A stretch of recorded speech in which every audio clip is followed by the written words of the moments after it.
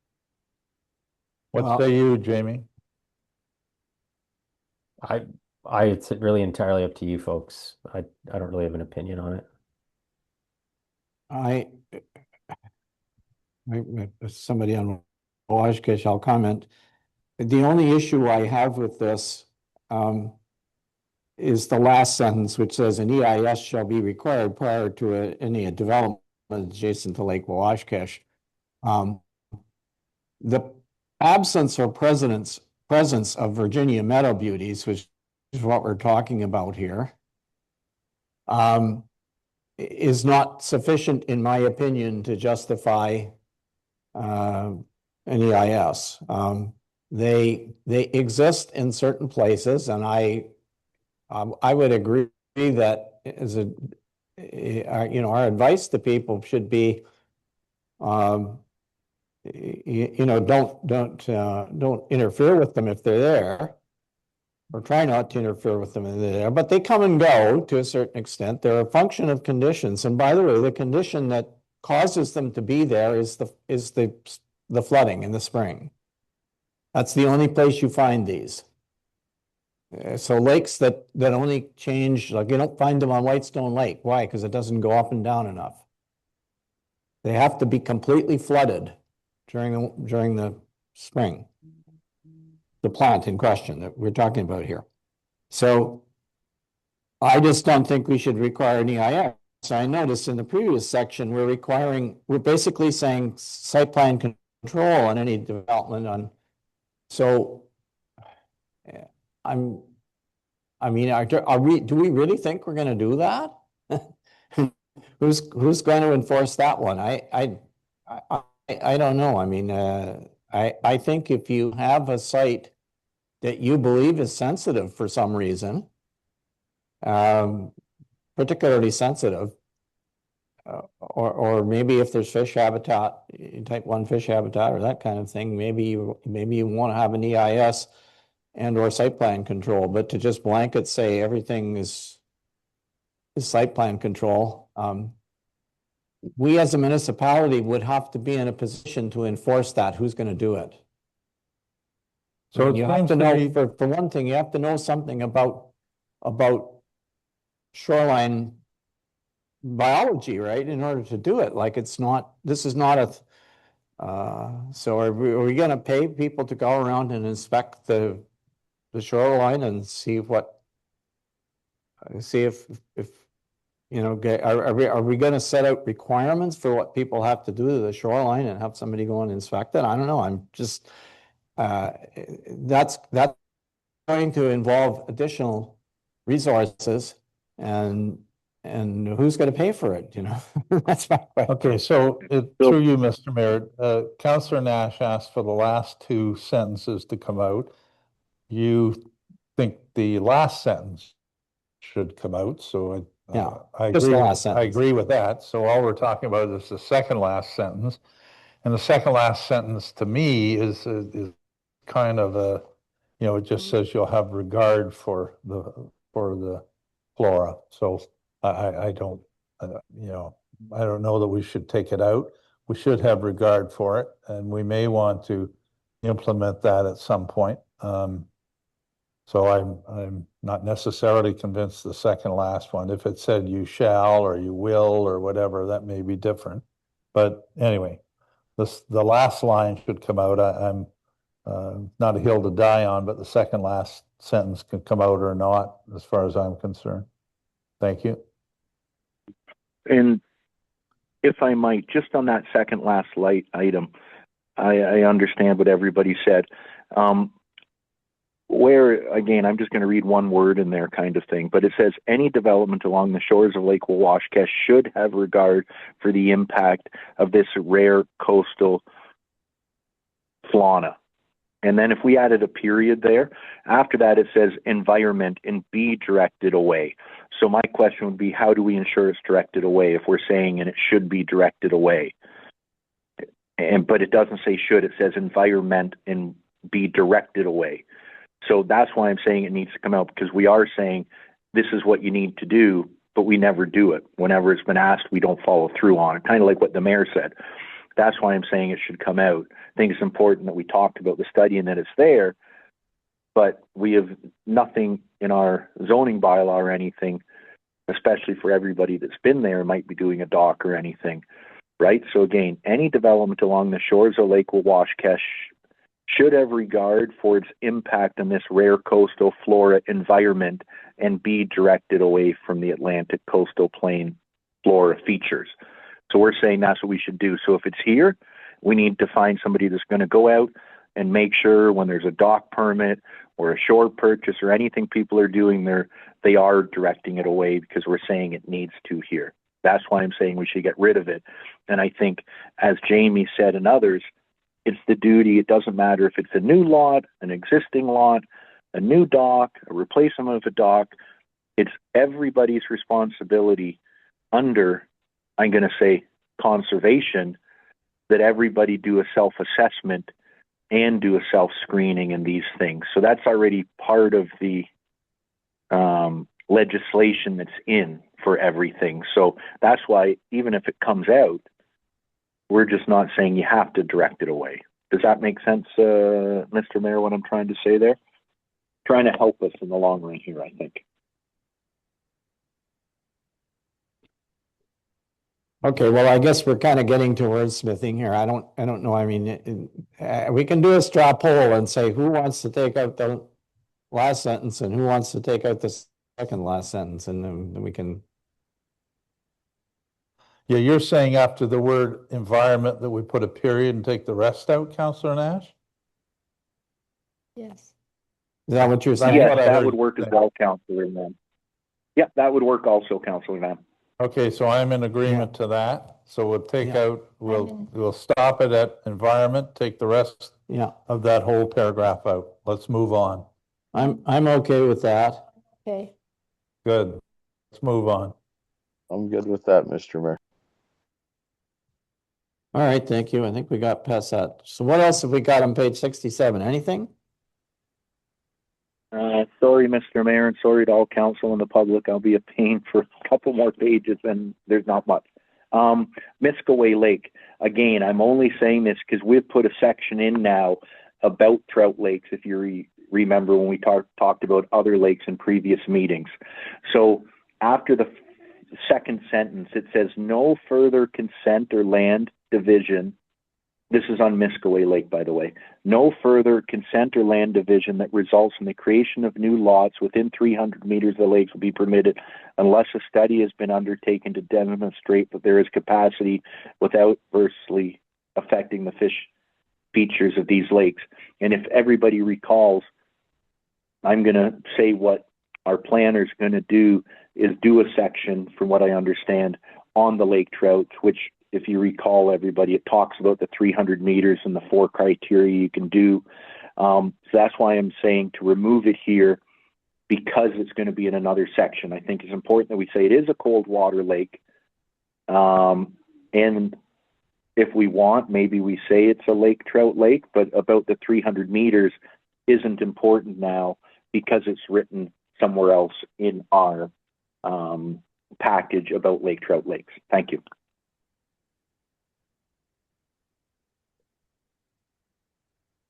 So I was going to say nobody would comment on this because I'm guessing that most of you have not been on those lakes. Muskokway is in the Wawashkesh-Niskut Conservation Reserve. It is all Crown land.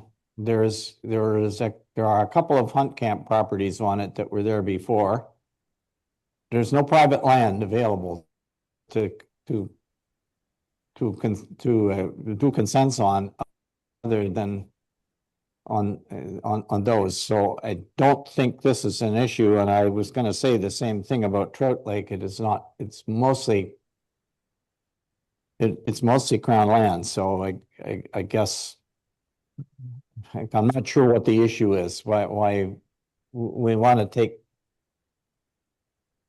We want to take it out. They're a special. There's special lakes because of where they're located and how you can access them, right? So we're not going to be getting consent applications for them, I don't think. No, and through you, Mr. Mayor, the reason I said it, I don't think we'll be getting many applications, is just because we're talking about the 300 meters. And what this was referring to years ago is because it was a trout lake and you had to be 300 meters away from a trout lake. That's what a lot of it had to do with. But like I said, if you recall, we're having a section in now, earlier in our official plan that talks about trout lakes. And if you recall, the ministry had sent us some data, sent it around, the ministry had sent it around, our planners now have it. So that section about no further consents or land within, that'll be discussed because it's to do with the trout lakes, that's all. So I'm suggesting it come out. It's talking about adversely affecting the habitat features, right? And that's to do with the trout. And the ministry is already saying that in a different way in a different section of our official plan. Thank you. So I've made a note that it could be removed if we've got that as a general section, in a general section somewhere else. So I think we can move on. I can take a look at it as part of our revised draft. Okay. I'll come back. Perfect. Thank you, Jamie. And then, Mr. Mayor, if nobody else had anything on that one item, LaBrache Lake, just the 17.12.2.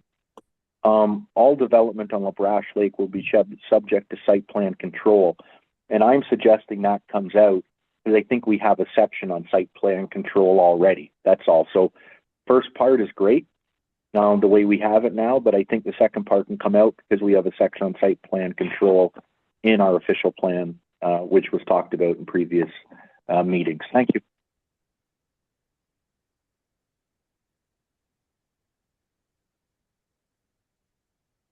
Yeah, okay, I'm, yeah.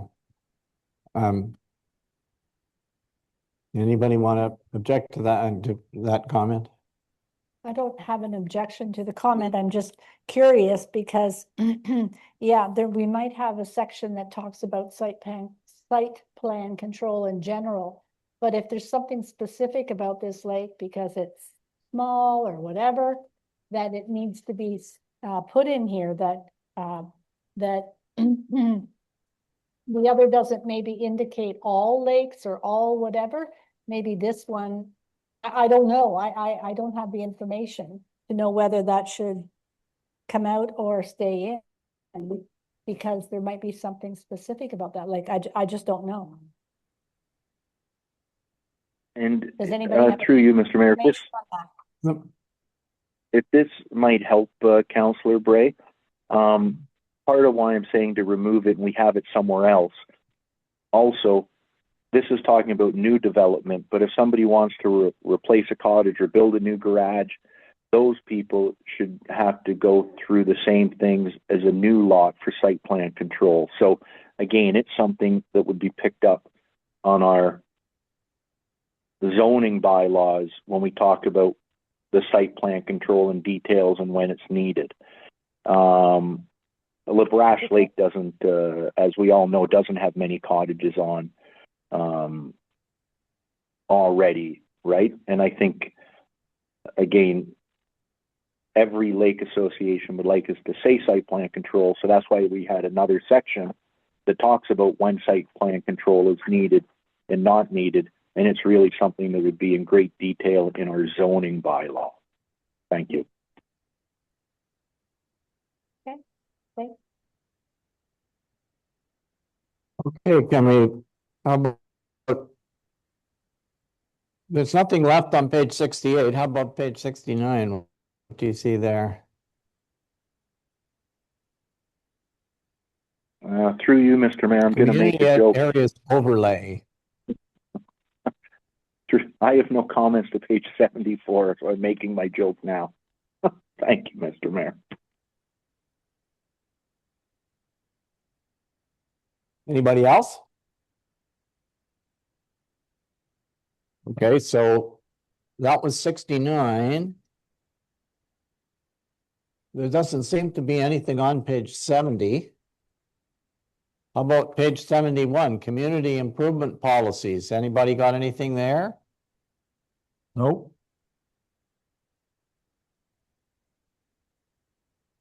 Why don't we ask someone what they have on What's any your of next the yeah. pages? Right. I don't have one for several pages, but someone else may. Just go to the page you have something. Anything on If 73? you want the next, What's the next one you have, Counselor Nat? mine is actually page 80. But does anybody have anything before page 80? Thank you. Nope. Does anyone else have anything before 80? Good, let's move to 80. Now we're moving. So, through you, Mr. Mayor, I had just two grammar items for you, Jamie. On page 80, 2115.1 and 2116.2. It says, as part of the pre-construction application, township, it should just be changed to municipal or municipality.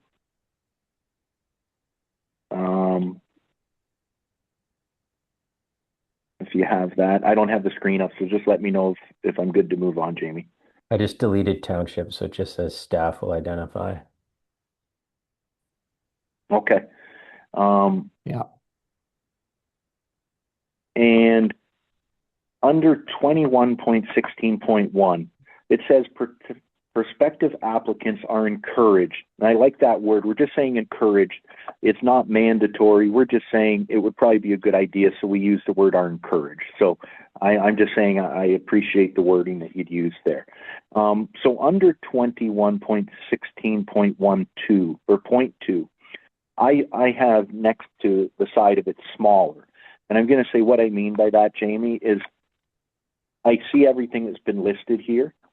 And I understand it in a bigger community, but I'm going to say, I think for our community and the size we are, I think there's a few things on here that we're never going to do. So I think when we read, and I'll just read the beginning part, as part of the pre-consultation application, staff will identify the materials needed to support an application.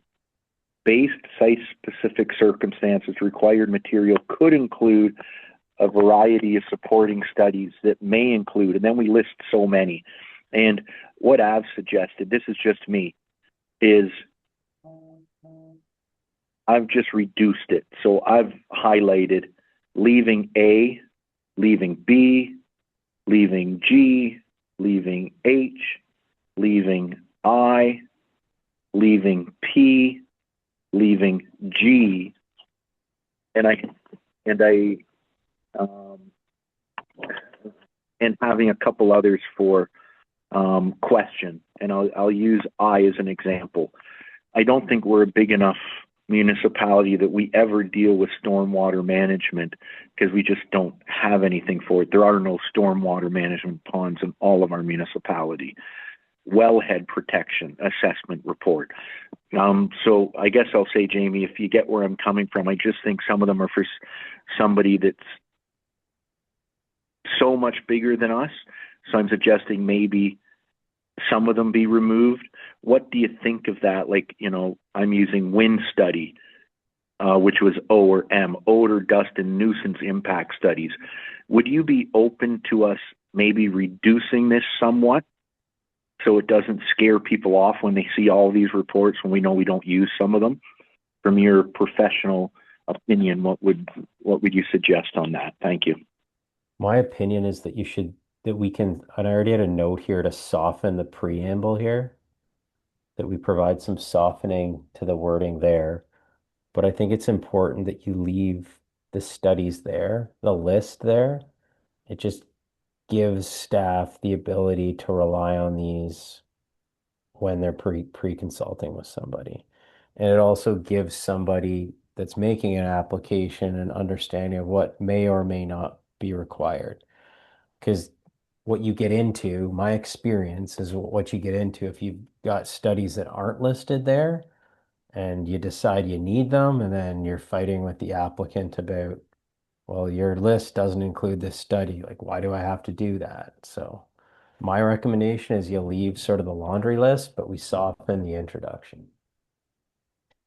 Okay. Thanks, Jamie. And Well, it says could the, include, can you not say, sorry, could include, but some of the following or some statement to soften it?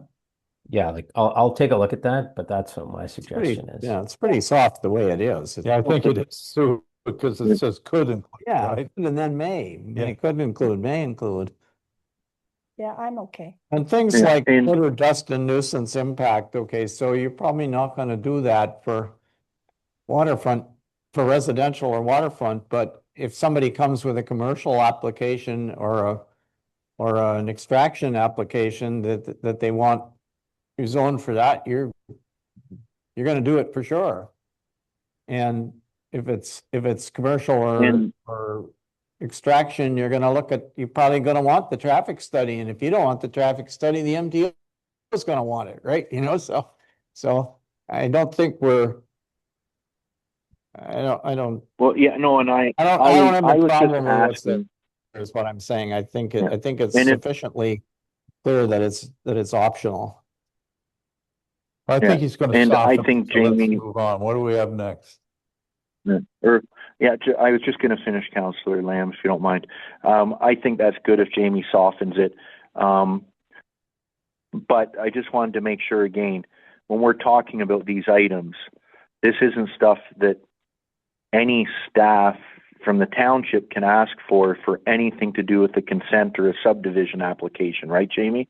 Because that goes through the planning board. So maybe when you soften this, you can mention that this is items that the municipality controls, not the planning board. Am I correct on that, Jamie?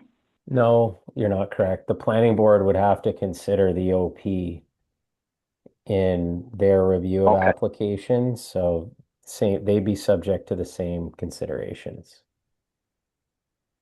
Well, they'd be subject to the same ones, but if our staff say we want a D4 landfill study and the planning board doesn't ask for it, they don't need to do it, correct? They don't necessarily have to do it, but the township could potentially appeal and then to make sure the township OP is appropriately implemented. So they technically don't have to ask but- for it, but it could come about that they need it at the end of the day. So Yeah, no, and I understand that. That's why I think this is a bigger topic, right? It says as part of a pre-consultation application, right? They don't need to do a pre-consultation. Nobody needs to speak to the municipality. Maybe they should before a consent or subdivision. this And then is it all says just staff will sorry. identify. Then it says, thanks, staff will identify the materials needed to support an application based site-specific circumstances. Required material could include a variety of supporting materials, right? So I'm trying to say, even though the planning board may ask for it, we might need to say it here, but it might not. I guess I'm trying to let everybody know it might not mean too much, which is kind of what you were saying when we were going to lighten it up, right? Like I remembered we had one, I think it was just before you started, Jamie, that somebody was doing a lot within a couple 100 meters of the landfill, for example. And it was a requirement that a D4 landfill study be done, but the municipality waived that requirement, for example, right? So I think, anyways, we can move on. You know what I'm trying to say. Thank you. Good, so the next one I have is on page 83. Does anyone have anything before page 83? Unfortunately, I do, Councillor Lamb. Two quick items. 21. I'm trying to skip over 21, 6. What page? Hey, I did that. 81. 21-16-3. And it just a quick discussion here, I think. I'll read it because just a couple sentences. The costs associated with all the required studies shall be the sole responsibility of the applicant. Okay, I understand that. Costs incurred for the municipality to peer review the studies as required shall be the responsibility of the applicant.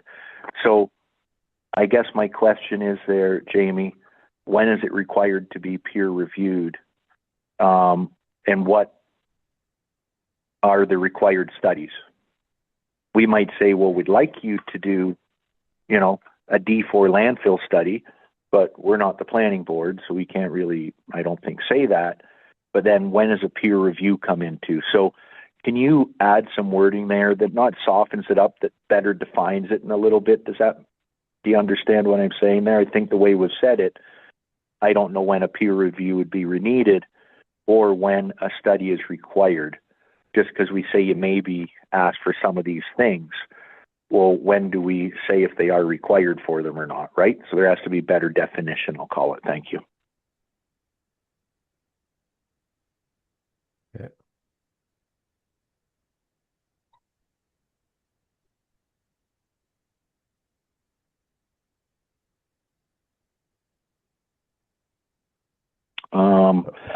And are you okay with what I've said there, Jamie, and I can move on? Is that all right? Yeah, no, that's fine. I can provide something to that effect. Perfect. So just two below that, 21.17.1. Before you move off that particular one, I guess the situation with these things is that the person who pays for the study gets what he or she wants, right? So the applicant goes to a firm and gets a report, and since the applicant is paying the bill, then the technical person that's retained is going to try and accommodate their wishes to the extent possible. The scenario where the municipality decides to peer review the study is that if they feel that the study didn't take into consideration all the things that should have been considered, et cetera, it seems to me at that point in time, the municipality should pay for that study, not the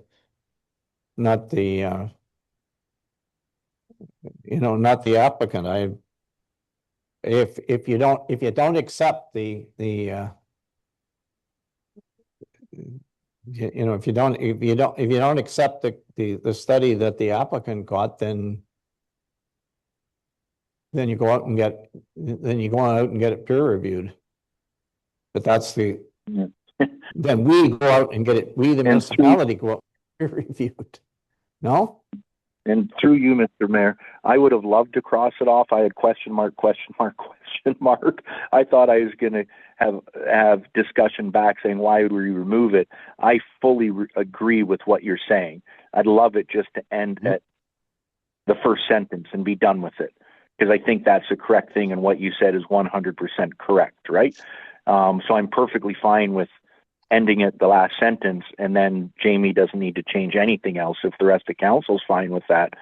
And I don't think it happens. I think most professionals, if MHBC is writing a report, if our other planners are writing a report, they all write it the best that they can do doing their job. And 99.99% of the time, I think they do it. It doesn't matter which side you're on. The reports are going to be written very similarly because they all have to rely on the standards that they have to do. So again, Mr. Mayor, are you suggesting or okay with that last sentence coming out? Am I reading correctly what you're saying? Okay, let's take it out. Let's move on. Thank you. Let's go. I'm going to just pause the proceedings for a second. Councilor Bray has to leave the meeting shortly, and I guess I should maybe before she does ask it. Do you have any other items in this that you wanted to raise with us, Councilor Bray?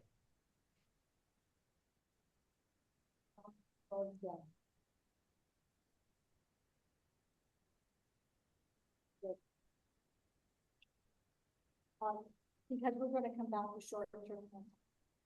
Sorry, I don't know.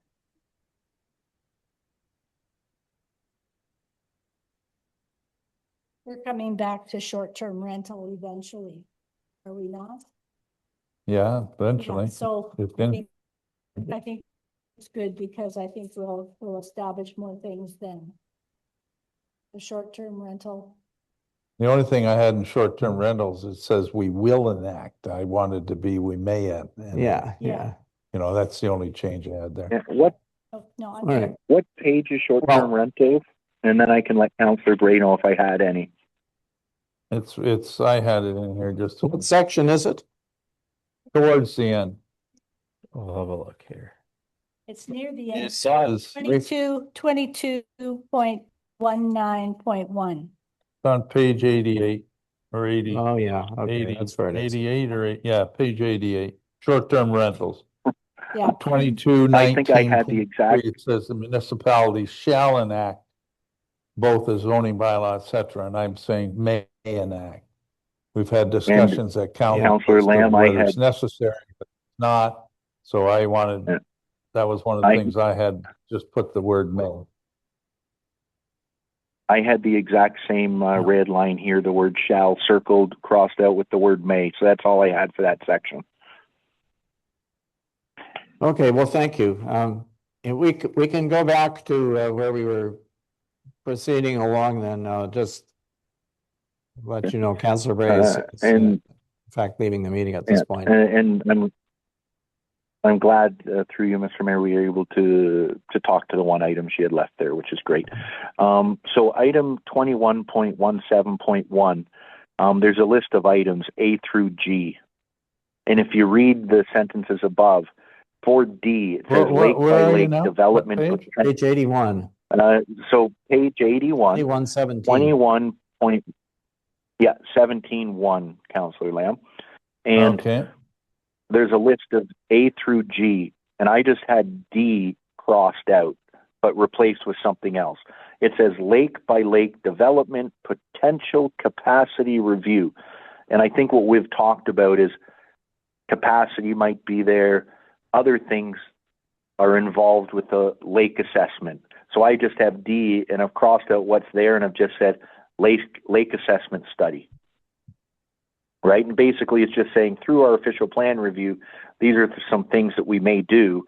And instead of a lake by lake development potential capacity, again, not everything we do is about development capacity, but a lake assessment of the lake, which involves more things than just capacity review. That's all I was saying. So change D to lake assessment study.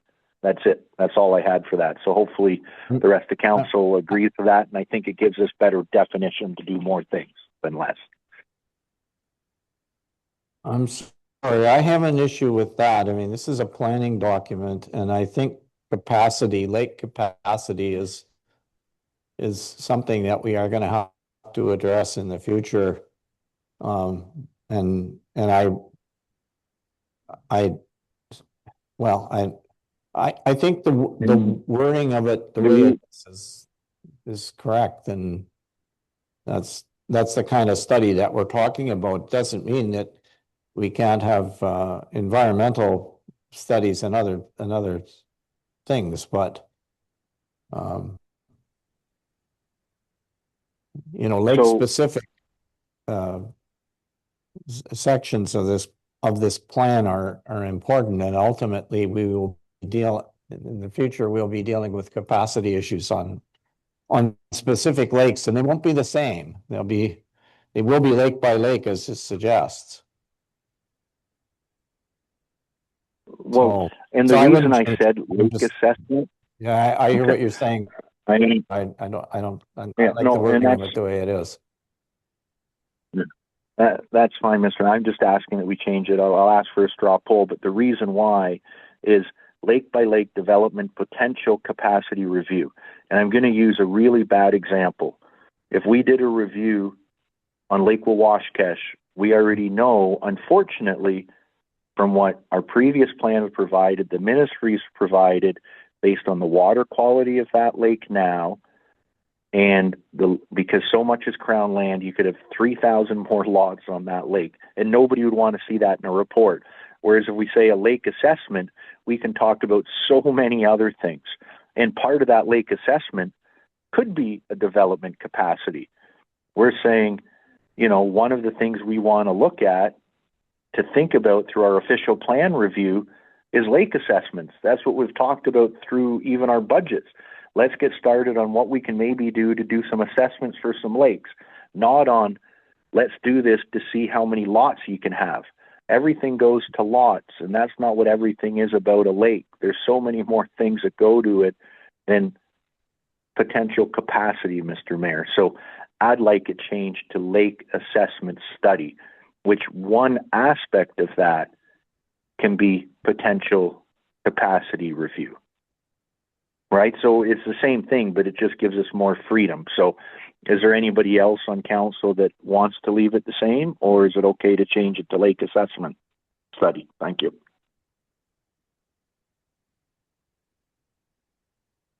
I'm okay with what you're suggesting as long as the capacity is inferred in here.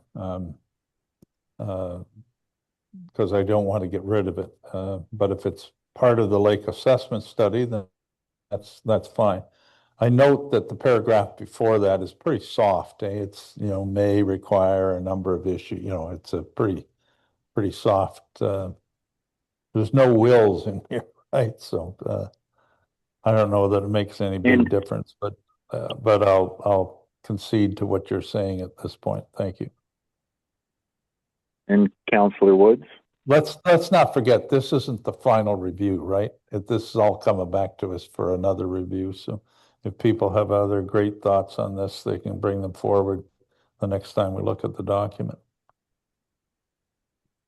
Yeah, I'm only trying to point out that this is a land use planning document. This is not a document that governs what happens unless people are trying to create lots, subdivide, rezone, or otherwise change land use from what it is existing. So unless you have made an application for one of those things I just mentioned, this document does not govern what you're doing, and you don't have to submit, Mr. Mayor. So you it might seems have to me that one of the things that we absolutely have to do to clarify this issue is, we've got lakes that are right now in our official plan are designated as at capacity. No new lot creation effectively. So how do you get there? And how do you determine Mr. what Mayor, that is? Until we do lake specific studies, capacity studies, we're not going to get there. And the capacity study doesn't just look at phosphorus or whatever, it looks at a whole bunch of things. That's all. I mean, it's not, I think it's great to have a statement that says, well, we're gonna develop this. It wouldn't bother me if you said we will do this, because I don't think we have a choice going forward. We don't have to do it this year, but we have to do it eventually. So why don't we do this? Can I suggest something here? Why don't we just say, I don't know how much. What do you think, Jamie? Why don't we just say lake study addressing whatever issues or potential issues identified by council? Like, we don't have to determine right now what the study's going to do. We're just saying potential study of the lakes. And I don't think the name of it's that important right now. I think what's important is that you identify. Let's move on. Pardon me? All right, thanks, guy. All right, that's the next one. That sounds, yeah. I'm in agreement with that about just say, I'm in agreement, Councillor Lamb, to say lake study as Jamie said. But one thing for clarification, which I think is important to everybody listening here, and it's something that we've updated, Mr. Mayor, and it's just in response to something you said there, but I think it's important to say. We might want to say a lake is at capacity, which has been said in the past, but if we all look back at what the ministry has sent us all, and I know we're talking about lake trout lakes, a lake can be deemed at capacity, but you're still allowed to do development as long as you meet one of 4 criteria, which means that it's not really at capacity.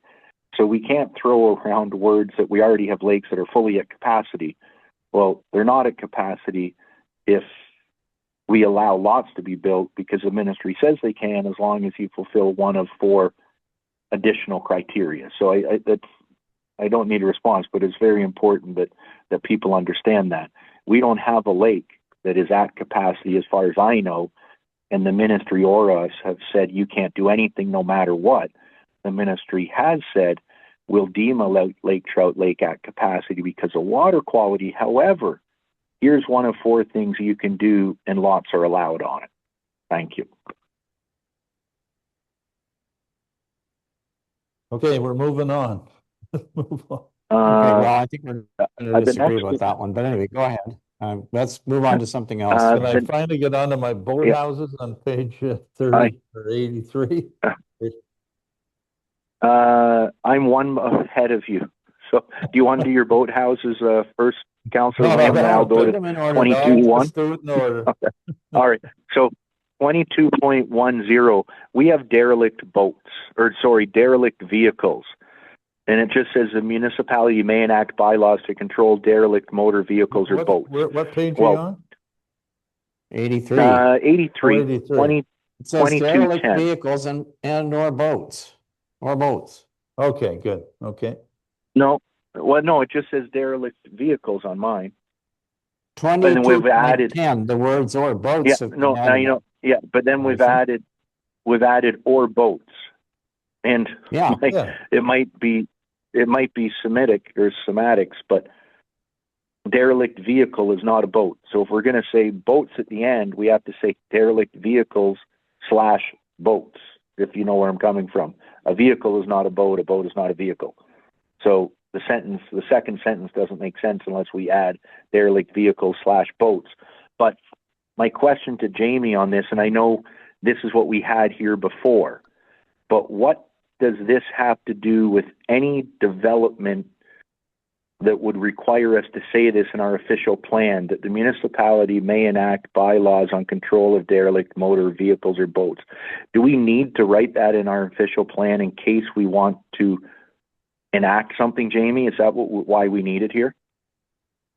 It's really an implementation piece that you typically include in your official plan, certain issues or bylaws that you'd like to see enacted in the municipality. So it's common to do that in your official plan. Yeah, and the last thing I had here is there was some discussion about it at the Environmental Stewardship Committee.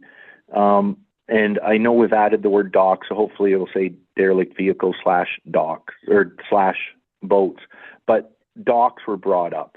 That you'll have some docks that are floating around lakes for some time. Some people will gather them in the spring. Others go floating forever and end up somewhere. Would anybody on council have any issues if in this section, however you reworded it, Jamie, it wasn't just adding the word boats, but it was also for derelict docks? So we might be able to enact the bylaw that if there is a derelict dock, we might be able to do something about it instead of just leaving it there. Would that be okay with others on council? Thank you.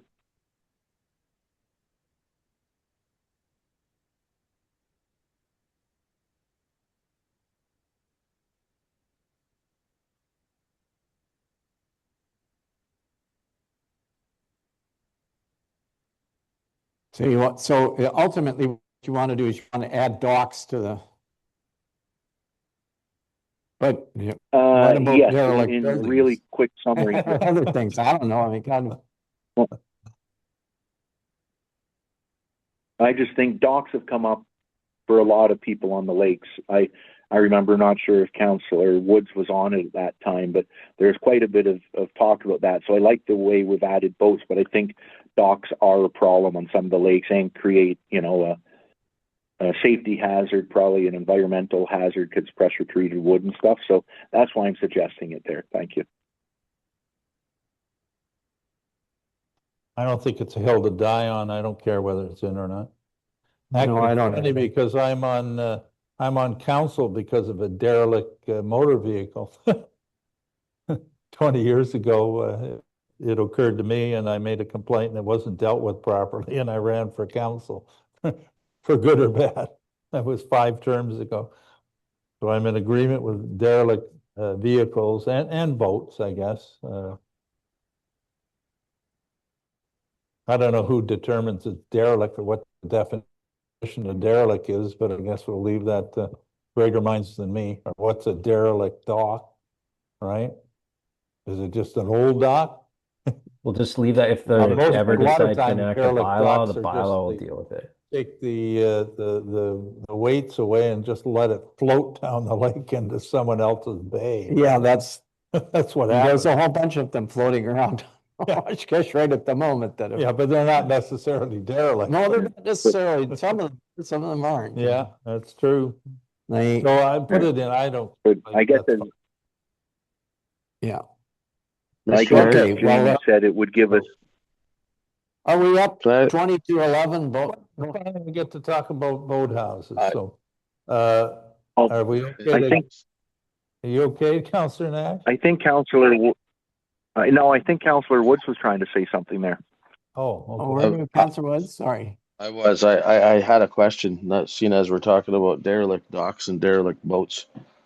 And then boathouses, because I'm gonna wrap this all together.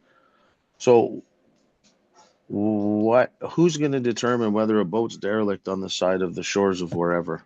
And then who goes to get it?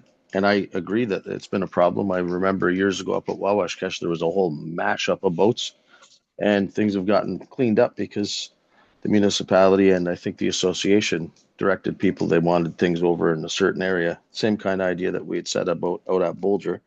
But if we've got docks, because this was a very big discussion at the Environmental Stewardship Committee, Dennis Morrison was talked at great detail about this. When there's docks floating around in the lake that, you know, oh, so-and-so down the lake just cut the chains and let it float out because they didn't want to pay to get rid of it. And then people are just bouncing around. Do we ever send staff out to go get them, or do we just leave them?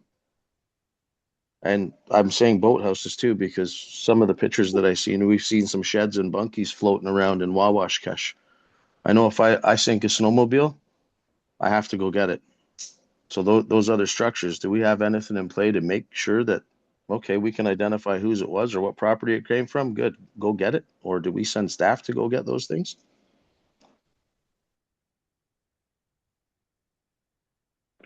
And Councillor Woods, I think through the mayor here, I think by putting boats and docks here in along with vehicles, this would just allow us or help us to be able to write a bylaw to do exactly what you're talking about. This will enable us, or an easier way of enabling us to then write a detailed bylaw and, you know, what we consider derelict or not, if that makes sense. Is that correct, Jamie, and what I think? Correct. Yep. Like, we don't need to make any decisions today about, it's just this facilitates the future enacting of a bylaw if council wants to do it. And at that point is when you would have to get into the details. Yep.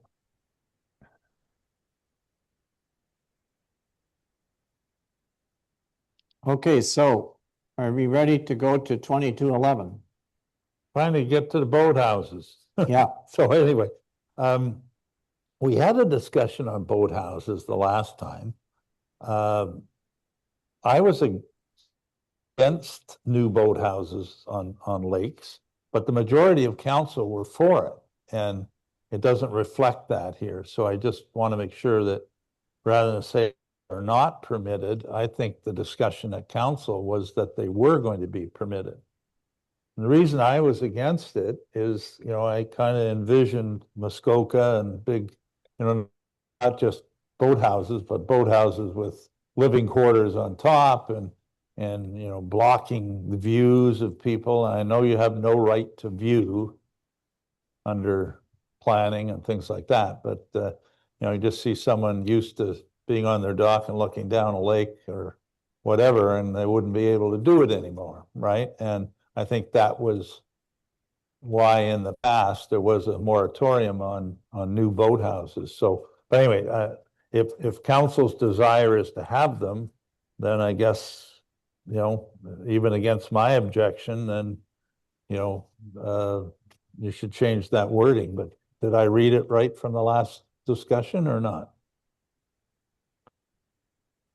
Well, I don't remember the last discussion of this one, but boathouses did come up. But I would agree that with the prohibition against them, I mean, you open a fair can of worms, because what happens is that an on-water boathouse that it becomes a structure, okay?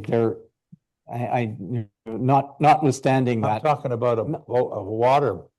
I'm talking about one that is over the water that has something, it's not a floating dock, it's a floating dock or a dock that has Yeah, some accommodation or some enclosure above it. yeah. And notwithstanding that the judge's faulty ruling in Glassville that said that all docks are boathouses, he assumed that they all had something on, or structures, I mean, and therefore subject to the building code. As soon as you start to build something on it, you are subject to the building code. I mean, right now, we got ourselves into this mess of regulating docks, but all the docks, like for example, on Mawashkish, all the docks are floating docks. Why? Because you can't build one of those ones because of the water level changing. But if you go over to Atomic Lake, for example, you'll see them there, right? And Muskoka's full of them. But that's a whole separate thing. I don't believe that they're appropriate for the lakes. And you think about, do you think do you want people to do it on Whitestone Lake? I don't think you do. So I would be saying, I like this wording the way it is exactly. That's what I'm trying to say. Well, that's what I argued the last time, but we did have a discussion on this, and I thought the discussion at council was that we would allow boathouses over water. I don't know. Who is I arguing forget. in favor of it? I guess I should listen to what they have to say. Through you, Mr. Mayor, I forget exactly what was said, but maybe Jamie can update this section based on the last comments. But I think we were talking about what's considered a boathouse if you have, if you have a structure over top of your dock for shade, is that a boathouse? I think the discussion, if I remember correct, Councillor Lamb, went something like that. And what if it's holding your boat on the shore and isn't in the water? Or let's say, you have two docks and you just have, I'll say, a tarp, for lack of a better word, and a very expensive tarp covering your boat. Is that considered a boat structure? And I think that's what Jamie was going to go back and rewrite some stuff there, if I remember correct, Councillor Lamb. But I don't remember all of the discussion, but it had come up. So maybe this can be updated to what was discussed then, and then we circle it to make sure we look at it the next time it comes back. Does that make sense? That's fine. I just fundamentally, boathouses. I couldn't hear you there. Over the water. I also think that we should allow boat ports. They're not, they're, as far as I know, they're just a structure with a cloth top that's disassembled in the fall, and they're a temporary structure, right? I know there are ones on Whitestone Lake, and I don't, people can see through them so they don't block view and that sort of thing. So I don't think there should be a prohibition on boat ports as I define them, right? But no, I agree. But you can have a boathouse on, as long as you're above the high water mark, right? You could put a boathouse in there, or in front of your home. If you're in a residential area, you can put a boathouse there right now, right? You just can't put them out over the water. So that's what I'd like to sort of maintain, and those are my thoughts. And I think, sorry about that, I think through you, Mr. Mayor, that was what was discussed. What is a boat port versus a boathouse, right? And I think that's what, I forget what the discussion fully went, but I know we did have a pretty good discussion about it, and I think Jamie has notes somewhere in it. What is a boat? Is it like you said, a really expensive tarp? What if somebody has a wood one, but it's open on the walls on all sides? Is that a boathouse? Is a boathouse living quarters? So I think that's what we have to look at when we talk about this. And maybe it's a boathouse bylaw, but we just need to write something in here. So I think Jamie knows what we're trying to say, and what's been said in the past, if that helps. Thank you. Okay, so where are we? What's the next one we're at? We're at page 84, I think. Anything on 84? 85? Through you, Mr. Mayor, I have a couple things on 85. 2214.1. And I think we just say development on narrow water bodies and channels will be discouraged. Where the width of the channel or water body is less than 100 meters. And then we get into there's been a few things crossed off, but it carries on after that.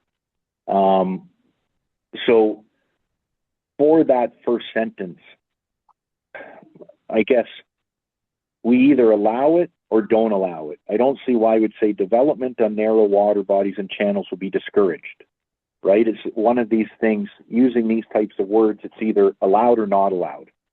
So I think the word discouraged shouldn't come out, but what we can say is development on narrow water bodies and channels where the width of the channel or water body is less than, right now we have 100 meters, then you go on to the next point, 22.14.12, which lists stuff to do with the narrow water bodies.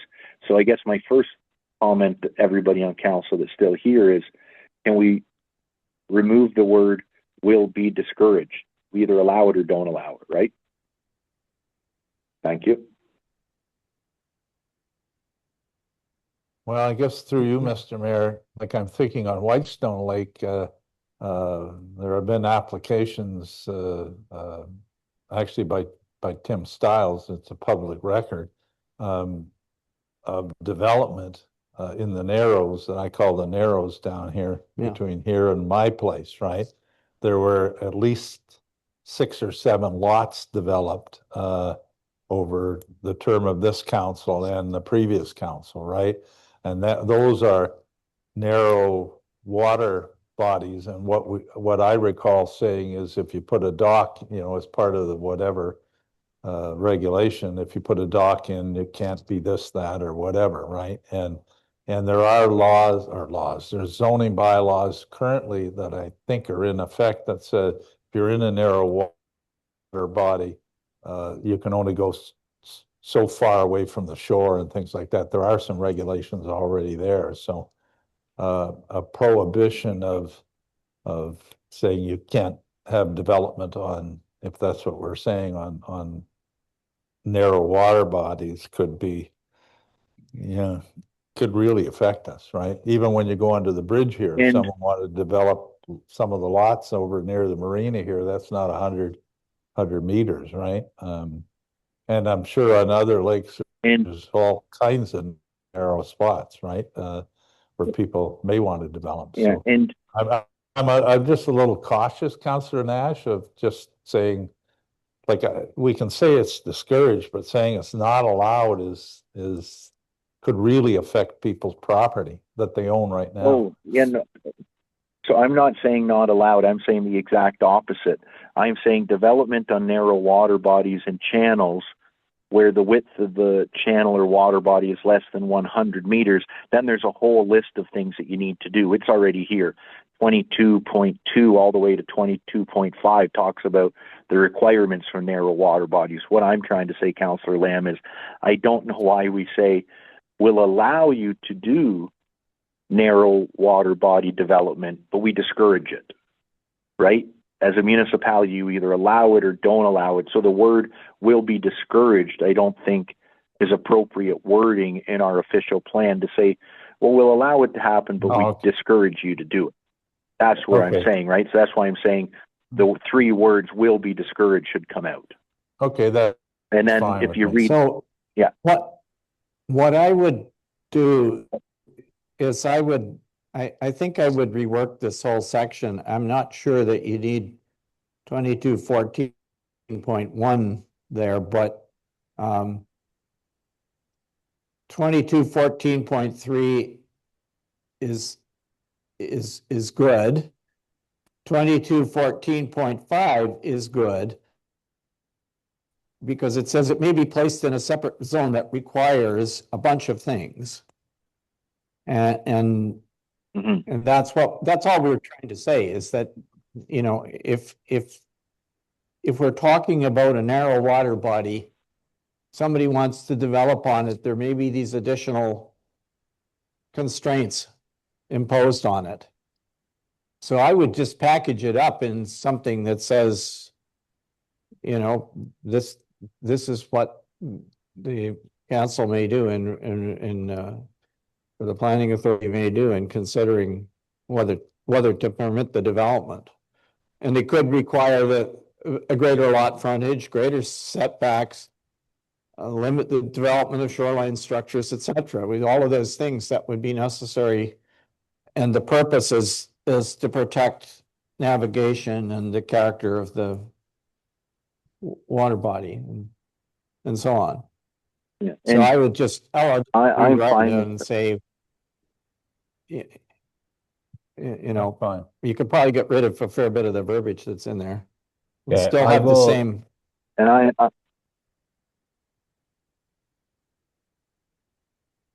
Does that make sense? Yeah. Yeah, I will take that back. I just got done an OLT hearing around narrow water body development, so I'm pretty familiar with how other municipalities deal with this as well. So I'll just take another look at these policies and really focus around the points of safe navigation and character and what may need to be done in site-specific circumstances to mitigate the impact of development on a narrow water body around those two factors. Leave it with through me. you, Mr. Mayor. Thank you, Jamie. Thank That's you. great. We've got a And- couple and a more couple- sections to go. Is there anything And on anything left? Through you, Mr. Mayor. Just Jamie, when Yeah. you're doing that, you did have words shall be required instead of, again, I think throughout this whole process we'll be using the word may. So just when you're re-verbiage, just think of the word may instead of shall. Thank you.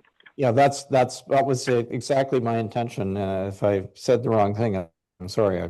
I might have just been reading what it says there.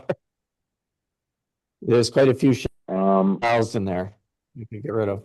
What about anything on page 86, 87, dark sky lighting, telecommunication facilities? I had, through you, Mr. Mayor, I had one comment at the beginning of dark sky lighting. And again, I think we might be getting ahead of ourselves a little bit on this one. So the first sentence says the municipality supports efforts to reduce light pollution while ensuring safe access to lots, which I think is great to say. But then we say, through site plan controls process, all light fixtures shall be dark sky compliant. I think we're getting a little overboard there, and I'd suggest that to come out. I think it's reasonable for us to say, again, the first sentence of municipality supports effort to reduce light pollution while ensuring safe access to lots. Then you take out the next sentence, and then you end it with the municipality will support future stewardship initiatives that promote public education on dark sky lighting initiatives. And again, I'm suggesting we take out the second sentence, which is through site plan control process, all light fixtures shall be dark sky compliant. I think that is just a little overreaching for us as a municipality at this time. Maybe it's in 10 years or 20 years when the next one's done, but I don't think we need that there. I think it's just fine for us to say, we like people reducing light pollution while ensuring safety of their lots, and we might do more things with stewardship initiatives down the road. Does anybody have a problem with removing that second sentence? Thank you.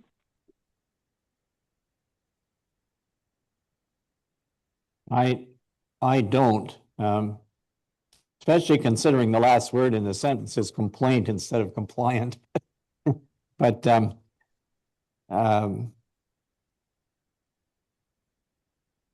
I don't know. I've noticed something that happens happening in the city, which is that people are putting up on their properties hugely powerful LED lights that shine all over the property, and it's a security consideration. It's designed to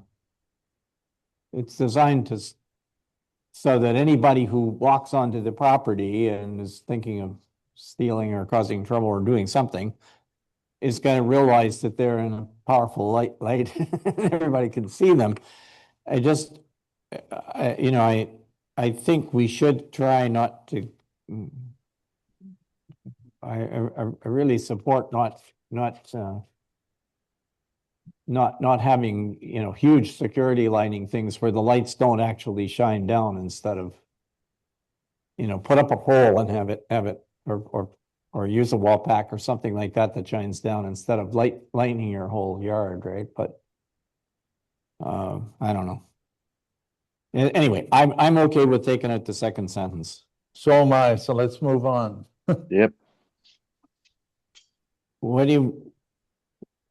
about telecommunications facilities? Nothing in there? Renewable energy.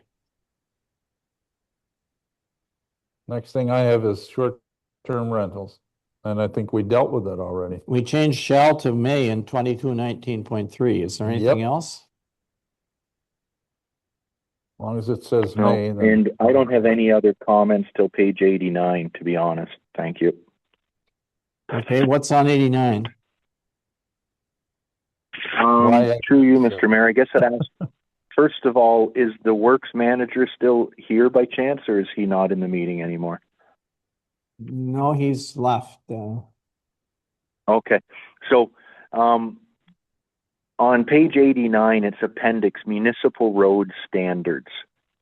And I think this is a big thing to have in our official plan that will allow us to do stuff in our zoning bylaw. But I'm quite well versed on roads, as most of you know. So appendix 1 at the bottom of page 89 says municipal road standards. And then it says year-round road standards are as follows. So first of all, I'd like to add there, what do we mean by year-round road standards? And then I put in brackets winter maintained. That's what I'm assuming we mean by year-round road standards. So I'm going to say that if we're plowing it, this is what we expect the road to be. And just when I'm going through this, and I think this will help us, but I have no doubt our works manager will agree to what I'm saying here. The first item, granular depth. And I'm going to probably say that Jamie knows quite a bit about this just from his planning background, even though he might not be a civil engineer. We say 150 millimeters. So for everybody that's not sure of these things, that's only 6 inches. So we're saying a 6-inch depth on a road. That's not nearly enough depth that anybody in that profession would say is good for a year-round road. 300 millimeters depth, maybe. 450 would be better suited. So I think that depth really needs to be changed. And again, Jamie, I'm not trying to put you on the spot here, but I know you're going to know a little bit about this, or quite a bit. And would you probably say that 150 millimeters for a road isn't the deepest gravel base?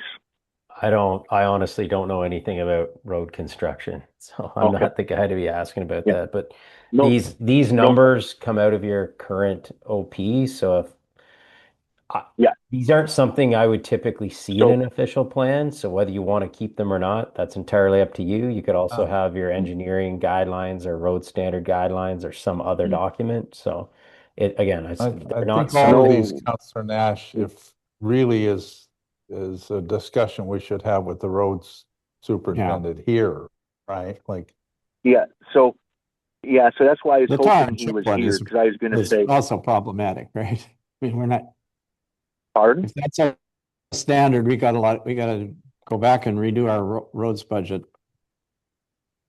Well, I don't know if we have to go and redo our road budget. This is just saying what our road standards will be. For so many other things, everything else is grandfathered in, right? So if we already have a road, it gets grandfathered, just like a septic tank, just like if somebody built without a permit 50 years ago, everything's grandfathered. This is going forward. That's the way these things work. So we know, and again, what's maybe the purpose of putting it here? I mean, people will come along and say, my road should be tar and chip now, right? Because you put it in your official plan, right? Listen, can't we have the road superintendent come back with a report on these standards? And that's right. And I think that's where talking about stuff. I don't know anything about it. And and I know think that in terms of taking over a road in the past, it used to be that in order to take over a road, you had to have it like Highway 124. And years ago, we changed it from that to tar and chip, right? So if we want to get rid of the tar and chip, Yeah. I would really, any debate or decisions in this whole area of road standards, I would like the road superintendent to come back. And this document is coming back to us. And when it comes back to us, we could certainly have that discussion then when he's here, right? Well, and what I might suggest, if possible, Nigel, I guess I'd do a formal request kind of, and what I'm asking here is, for our next meeting, do you think it might be possible for a road super, just to, can we have this on the agenda as a discussion point so we can then take that information and send it to our planner, so we're not working behind the 8 ball. We get it to him when he's still working on his updates. Because yeah, tar and chip, Mike will be the first to say, or our road super, gravel's better up here. And it was just a couple other, but I totally agree, let's bring it back. But it's like, you know, we're talking about culvert sizes and stuff and like that, and our culvert sizes are just this is just outdated. We don't even talk about culvert sizes in some of the way it's dealt with here in the width. So would that be possible, Nigel, that you ask if Mike could, or the roads manager super can bring those 3 items, the seasonal road and full year road, and what he'd suggest our standards be for those going forward, and then we incorporate them into our plan after discussion. Thank you. Through you, yeah, we can certainly bring that back. Whether, like Jamie said, maybe it's best that it wouldn't be in this document. It might be better as a standalone document, but in either case, we can bring it back for some discussion and direction. Good. We got through the document. Are we done? Yep. Folks?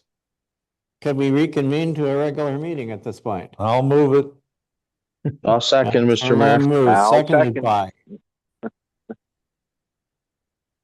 You guys on the phone, we need, Councillor Bray has left the meeting, right? So we need. I think we both second, Mr. Mayor. I just think we all talked at right. the same I'll time, get so you guys Councillor couldn't Woods hear here. us. That the council municipality reconvenes into a regular meeting at, what is it, 3:57 p.m.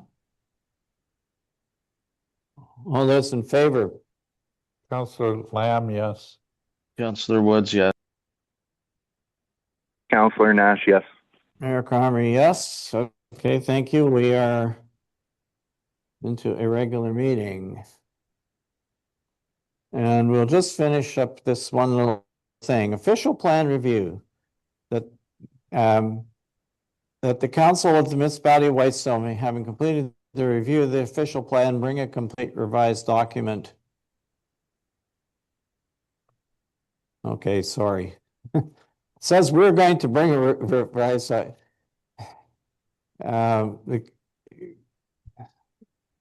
think what we want is we want to direct staff to bring a complete revised document to a future meeting. All right, sorry, I'm going to read that again. Just a couple of words seem to be missing out of this.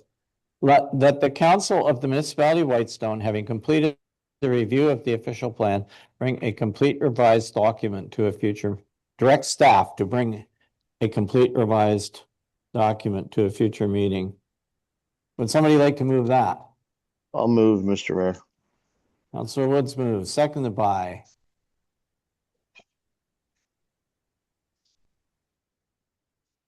I'll second, Councillor Nash. Okay, I got Councillor Councillor Nash. Nash. All right. All those in favor? Councillor Lamb, yes. Councillor Woods, yes. Councillor Nash, yes. Mayor Cromer, yes. Okay, so we are about done as the next item to go into close. I would like to get just a 5-minute bio break here if we can, or so. Well, let's go into closed to then take the break, right? You want to do that? Okay. I think that's better. And I would, Yeah, that maybe Councillor makes Nash sense. asked earlier about the people on the public, how long we might be in closed. I'm guessing, I don't know, 20 minutes or so. Is that fair ball to people or what? Well, I would be happy with that because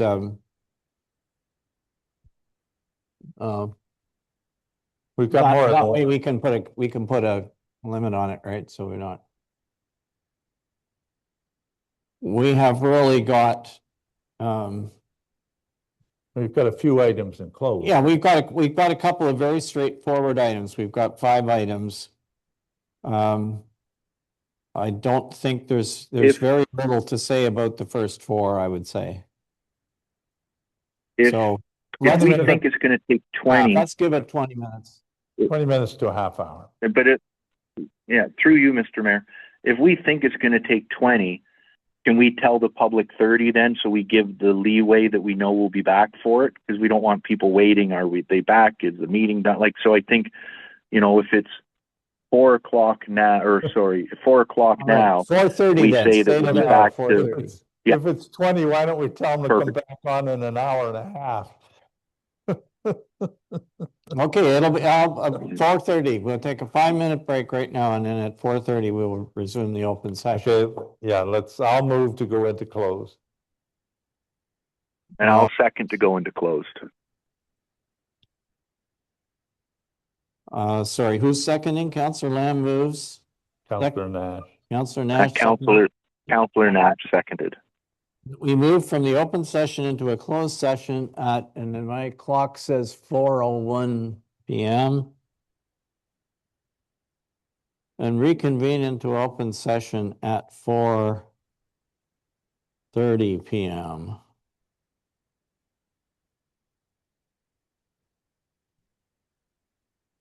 All those in favor? Councillor Woods, yes. Councillor Nash, yes. Mayor Carmer, yes. We are now on. So now the next one I had was that curfew. What that happened to it?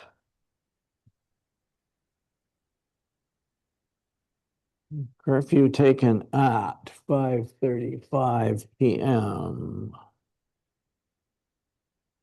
So let's we have to decide how long. Let me just tell you a couple things. Okay, so we have matters arising from closed. And they are the building department's inactive permits, which is again, this discussion about, I think it's really the discussion about the $200 is one thing. The second part of it is the other part of it is the proposed new schedule of fees for things. 10.2 is council remuneration and expenses, just a revised report. 10.3 is the report on the building green initiatives with respect to buildings. Then we have bylaws, which we have 4 of them. No, they shouldn't require any extensive discussion, I don't think, but and then we have a few fairly routine business matters. There's the Integrity Commissioner's report, but that's on Waashkish flooding. And then we have correspondence, councillor items, questions from the public, confirmatory bylaw, and so on. So that is, it's 20 to 6 right now. 7 o'clock. It'll be 7:30 at least, if we go, unless we take some of this and pass it and go by it. Yep. And Mr. Mayor, if I might suggest something, I know I had 2 items put on correspondence, which I think are important, but I think there's some conversation that will take place on those. And they were item J and S, and I'd be fine if those came back at the next council meeting and we can do them then if staff could just put them back in. And in the absence of Councillor Bray, and we're talking about green initiatives, I'm going to suggest that I know that's an item that Councillor Bray would most likely really like to speak to, and I'd have no problem from my view of deferring that item to give Councillor Bray the chance to talk to that. especially if she couldn't be here for that last part. And I'd also assume that we could do the revised council remuneration, but I don't think there's any timeline to that. And I'm sure that can be pushed, but it shouldn't take long. But I'm fine with removing a few items if other council members are in agreement to that. The green initiatives. Like I Okay, would so say, how much time do you want to allow? that's 7:30. I don't think it'll take that long if we move along. So for an Okay, additional. and leave everything in? Hour and a half. All right, an hour and a half, I guess that's about right. That's 7:20. 1.5 hours. So who's moving this? I'll move it. Councillor Lamb. Seconded by I'll second it, Mr. Mayor. Councillor Woods. All those in favor? Councillor Lamb, yes. Councillor Woods, yes. Councillor Nash, yes. Well, I'm not thrilled about it, I gotta tell you, but anyway. Okay, so matters arising from closed session. First one is a motion to receive the regular council closed session minutes from March 17th, 2026. Need a mover and seconder. I'll move it. Councillor Lamb moves, seconded by, I'll second, I'll Mr. Mayor. second Councillor Nash. all right, we got Councillor Nash. All those in favor? Councillor Lamb, yes. Councillor Woods, yes. Mayor Carmy, yes. Did I miss Councillor anybody? Nash, yes. Oh, okay, 4, yeah, all right. Next one, that council 9.2, this is the regular council closed session minutes from March 26th, 2026. Motion to receive them.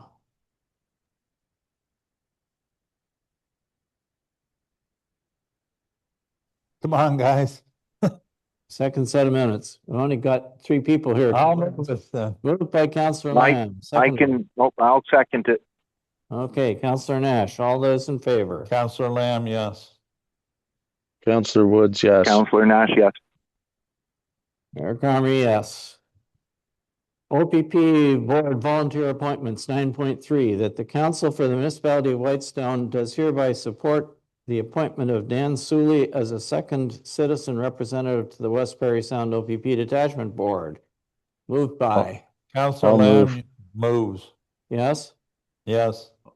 Seconded by I'll second, Mr. Mayor. Councillor Woods. All those in favor? Councillor Woods, Lamb, yes. Councillor Nash, yes. Mayor Carmy, yes. Our recording is on, correct? Yeah. Okay, sorry, I just remember if I'd heard that. Okay, so we are now at item number 10, which is staff reports. And this one is the building department inactive permits deferred from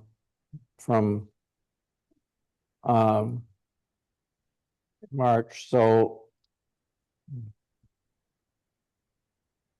Okay, so the part that Councillor Lamb is recused is 10.1 secondary motion, it says, okay, so we're good, so. would There's you a like second to- motion that I'll disclose. Would you like to raise this, Is it with now us, that is that Nigel? going first? No, that's the second part. Okay. Thank you, Your Worship. Through you, this report was originally to be on the agenda in March, and it was deferred to this council meeting. It's a there's a fair amount of detail in it in terms of statistics that I've tried to work with the CBO to address the outstanding questions that council had and wanted answers to with respect to outstanding permits that are over 36 months or 36 months old, and the sequence of decisions that were made regarding that, and also regarding the correspondence that was going out for notice on each of those outstanding permits, how many notices went out, and the results of them. Counselor Nash at one point in time had, I think, five questions that I took to be the direction that council wanted answers for. So I've tried to supply the answers to the best of our abilities, and hopefully it answers the questions he did have. Councillor Lamb also did request a copy of the correspondence that a sample version of the correspondence. So I've attached that at the back of the document. And I think when you go through the information, you'll see that there. I don't think council direction was followed entirely. There were some problems or some inconsistencies with between the direction and what we did in terms on a staffing level. And I think some of that comes down to the definitions, and some of it comes down to interpretation. And I guess at the end of the day, I'm trying to find a way forward to improve the level of service that council's getting from administration with respect to these outstanding permits. And with that in mind, I've suggested some changes to the fees and charges bylaw that we'll have to do by an amendment afterwards. That's to give a better definition for the inactive permit fee, and also set individual rates for the different types of permits. Another part of it would be to add a maintenance or extension fee. I proposed that to be 5 years, but it could just as easily be 3 years. It was both were discussed at various points in this procedure. Then moving on from there, I think another important thing was to with respect to the letters, just to make it so that it's an absolute. It has to go out.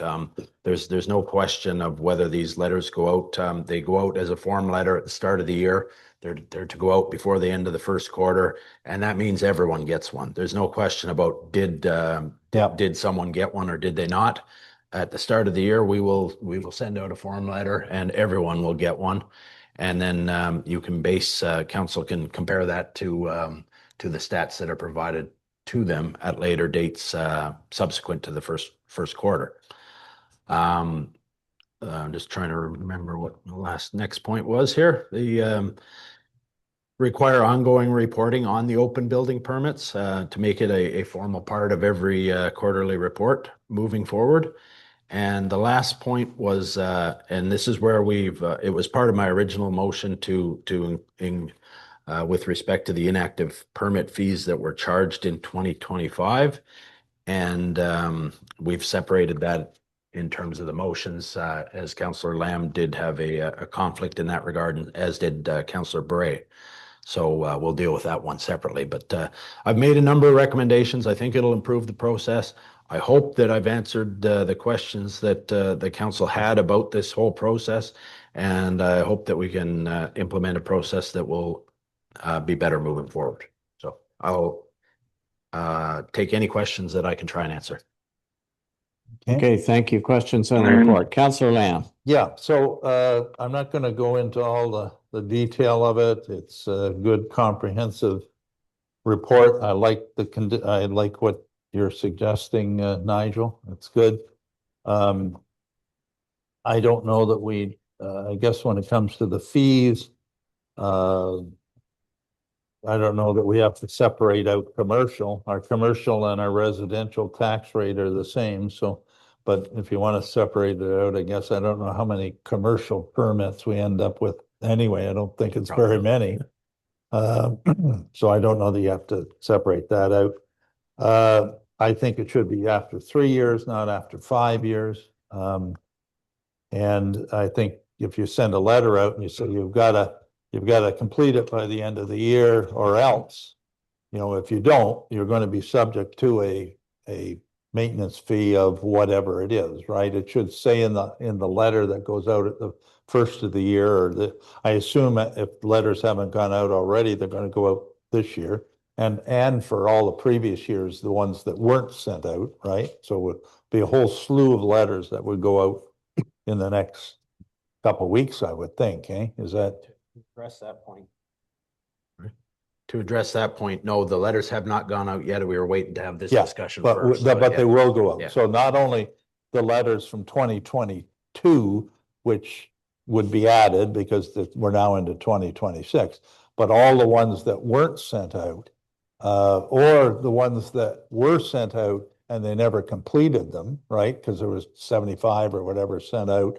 The ones that are still on the docket and not closed, they would get a letter saying you get till the end of the year, and if you don't do it by the end of the year, you're going to be subject to a maintenance fee starting in January of 2027 or whatever.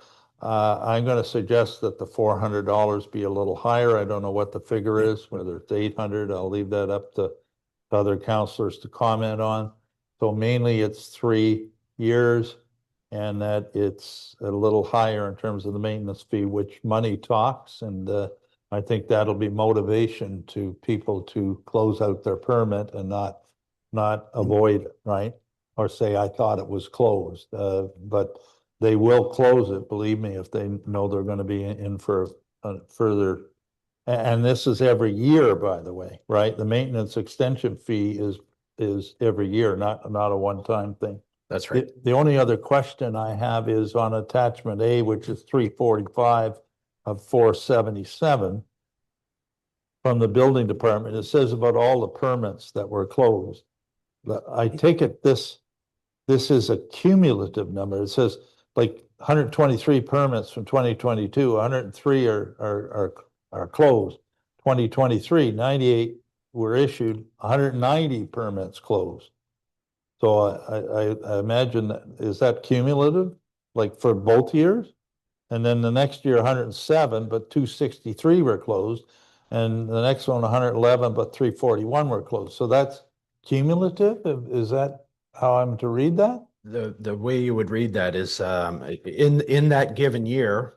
So using 2023 as an example, in that year we would have, or the CBO would have issued 98 new permits. Yeah. And at the same time, he closed 190 from any previous year. Yeah. So last year, that's what I think is something that needs to be said. The CBO has been closing a lot of permits. Now we recognize that there still are a lot to close as well, but we've made considerable progress if you look at those few years on how many permits that we have closed. well, we sure have this 300, 550, that's 900 permits. That if he's closed all those out, that's as I say, pretty good work. So anyway, those are my comments, and the letter has to be appropriately changed, and that's good. And again, if you need help, advertise for a retired chief building. You never know the resources you have in the community, or whatever else help you need. I don't know who can do it, but get a student in. We're advertising for students. And anyway, okay, thank you. That's generally all I have on this. And I thank you for the report. Mr. Mayor, I guess I should have actually got this on the. I just got a message from Councillor Nash saying, can they let me back in the meeting? I got bumped. He's in the waiting room.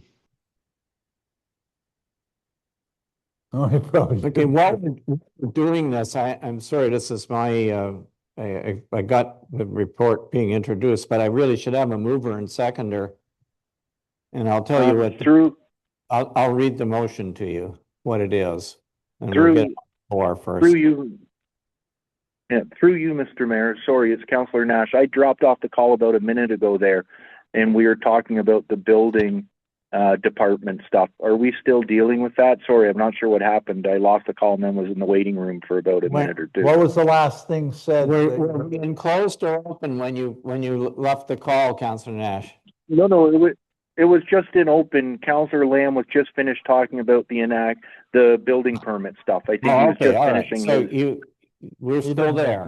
But what I was saying was I just realized that I did not get a mover and seconder for this, and we're discussing it. So let me read the motion to you quickly, and then we'll get a mover and seconder. The the motion is that the Council of the Municipality of Whitestone receives for information report admin-2026-02 revised building department inactive permits, and that council directs the fees and charges bylaw be modified to include the following language. And the language is under the heading inactive permit fee, commercial permit, $250, dwellings and additions, $200, advised accessory structures, $150, decks and docks, $100. And then the note underneath is mandatory fee upon occurrence. Definition: a permit is inactive if no inspections have occurred or been requested for a one-year period. And then under the heading of maintenance/extension fee, a commercial permit is $500, dwelling and additions $400, accessory structures $300, and decks and docks $200. So those numbers are double the ones under the inactive permit fee heading. Mandatory fee upon occurrence. Definition: a permit that requires longer than 5 years to complete is subject to a yearly fee. And that Council of the Municipality of Whitestone endorses the requirement from the building department to notify all permit holders that are more than 3 years old with written notice annually. These letters will be based on the status of permits as of December 31st of each year and will be mailed out prior to the end of the first quarter of the year. That's March 31st. And that Council of the Municipality of Whitestone requires ongoing quarterly reporting of open building permit statistics, and that fees collected for inactive permits and maintenance/extension fees be included in the annual fourth quarter reports, and that Council of the Municipality of Whitestone endorses the implementation of this new procedure. That's the suggested motion. Could I get a mover and seconder, please? I'll move it. Councillor Lamb's moving. Second. I can second Councillor Nash. All right. Now, having said that, I'd like to talk to this motion because I don't, I had said that I thought the maintenance fee should be greater is part of what I was saying. I also, I'm not sure why a permit is enacted if no inspection has been occurred or been requested for a one-year period. I'm not sure I agree with that. An inactive permit is someone also who, doesn't matter how many inspections you have, is open after a 3-year period and not closed, because that's what the building code says, as far as I know. So I have the exception for that portion of it. And the mandatory fee upon occurrence, I'm suggesting should be 3 years, not 5 years. So those are sort of the changes that I think should be made in this motion, but I guess we can discuss the original motion first, though. Let's have some discussion now that this is on the floor. And are you done, Councillor Lamb? I am, yes. Go ahead. Okay. So, Councillor Nash, I agree with a lot of what Councillor Lamb said before you read the motion and then after you read the motion through you, Mr. Mayor. So, in regards to the definition for inactive permit fee, a permit is inactive if no inspections have occurred or being required for a one-year period. I suggest that comes out. And when we did the motion last year, there was some discussion about the 1 year and stuff like that, and we took it out at that time. We'd also taken out some wording in a bylaw of 225-134 that the words at the chief building officer's discretion be removed from line 16 of Schedule D, which was about the inactive fee. So I think that 1 year item, I wouldn't be voting in favor of this motion unless that was removed. And for an inactive fee, I agree it should be after 3 years, but to make it easy, we already have a motion that was enacted last year, which was the motion 225, 119 that says a $200 inspection fee for inactive permits would be charged per inspection as per the fees and charges bylaw Schedule D, which currently is $200. And I think for an inactive building permit fee, whether it be a dock, an accessory structure, a dwelling, additions, or a commercial, if we just say it's $200 and it's after 3 years and we take out the definition as similar to what Councillor Lamb had said and forget about this 1 year thing, we don't even need any of that in a new motion because we already have it inactive currently. So I think that entire first part can come out as long as we on council are okay with just saying $200 doesn't matter again if it's commercial, accessory, or dock. We don't need to worry about that. And then for the maintenance fee, I agree mostly with what Councillor Lamb said there. The only thing I'd say is I'd be okay if we started the maintenance fee after 5 years. And this is where I'm coming from, is simply between year 3 and year 5, we're going to charge you an inactive fee. And at year 5, we're going to start charging you a maintenance fee. If the majority of council want to start that maintenance fee at the 3-year period, I would be okay with that. But just to remind us all, that would mean on year 3, when you call for an inspection, you're going to be charged, say, $400 for your dwelling, plus you're going to be charged the $200 inspection fee. So if we all know that that 3rd year, there's a double fee happening, one's for the inspection and one's for the maintenance fee, and we all know that and are okay with that, so be it. But I do agree with what Councillor Lamb was saying in the sense of, how do you get people to get this closed? Well, you make that maintenance extension fee a high number. So we have 5, 4, 3, and 200 right now. Are those big enough? I'd be okay seeing those raised somewhat as well. And commercial and dwelling, I agree, can be the same amount. So maybe you make both of those 500 or 750, and the accessory structures you make 400, and you do the same for the docks, something like that. I appreciate the report. Now, getting back to the report, I appreciate the report and everything that's been done. I look forward to those letters going out, and hopefully we'll get more of these permits closed, and appreciate all the time that was put into the detail in that everything that came back to us. And maybe if we've said by the end of Q1, maybe we say by the end of Q2, because Q1 has already come and gone.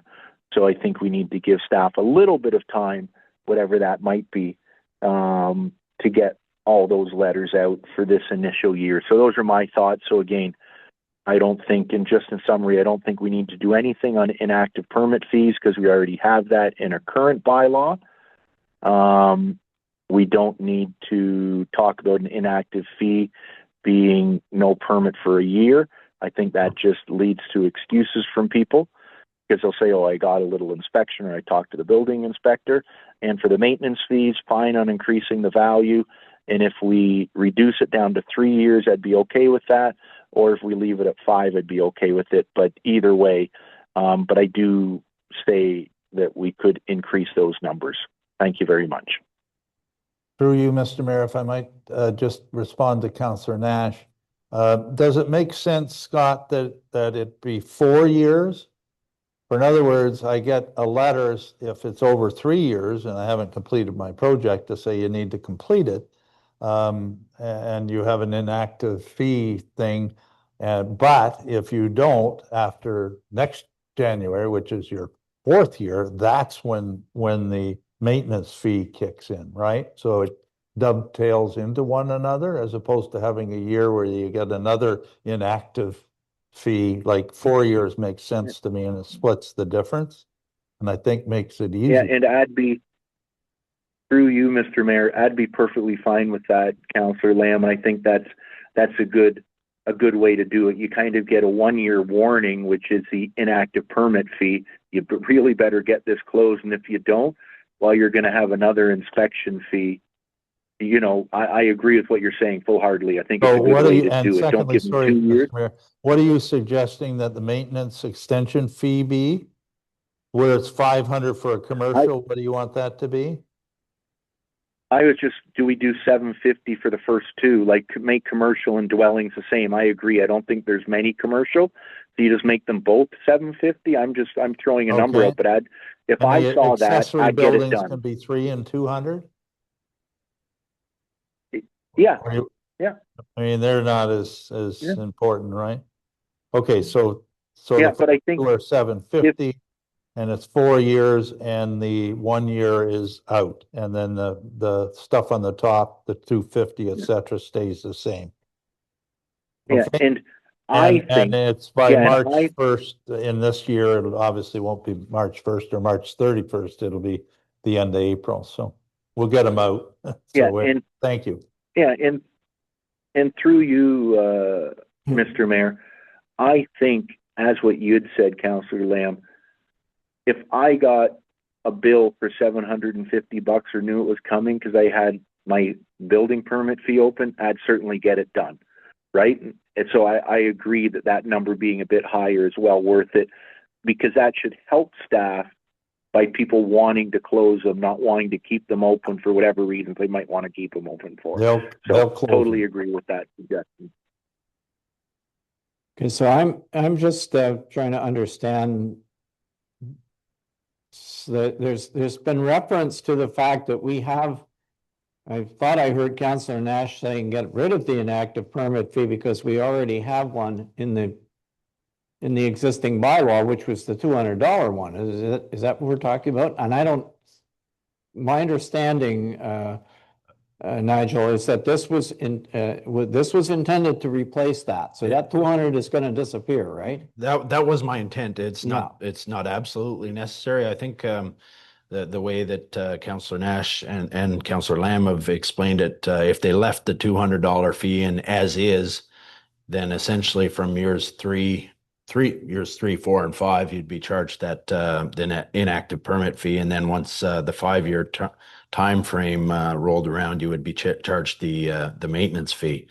I can tell you that what we were trying to do was do something a little bit more, I think, more proactive, I guess, and we were going to try and implement this inactive permit fee, right from the time the permit was issued. So if even in year 1, if someone didn't request an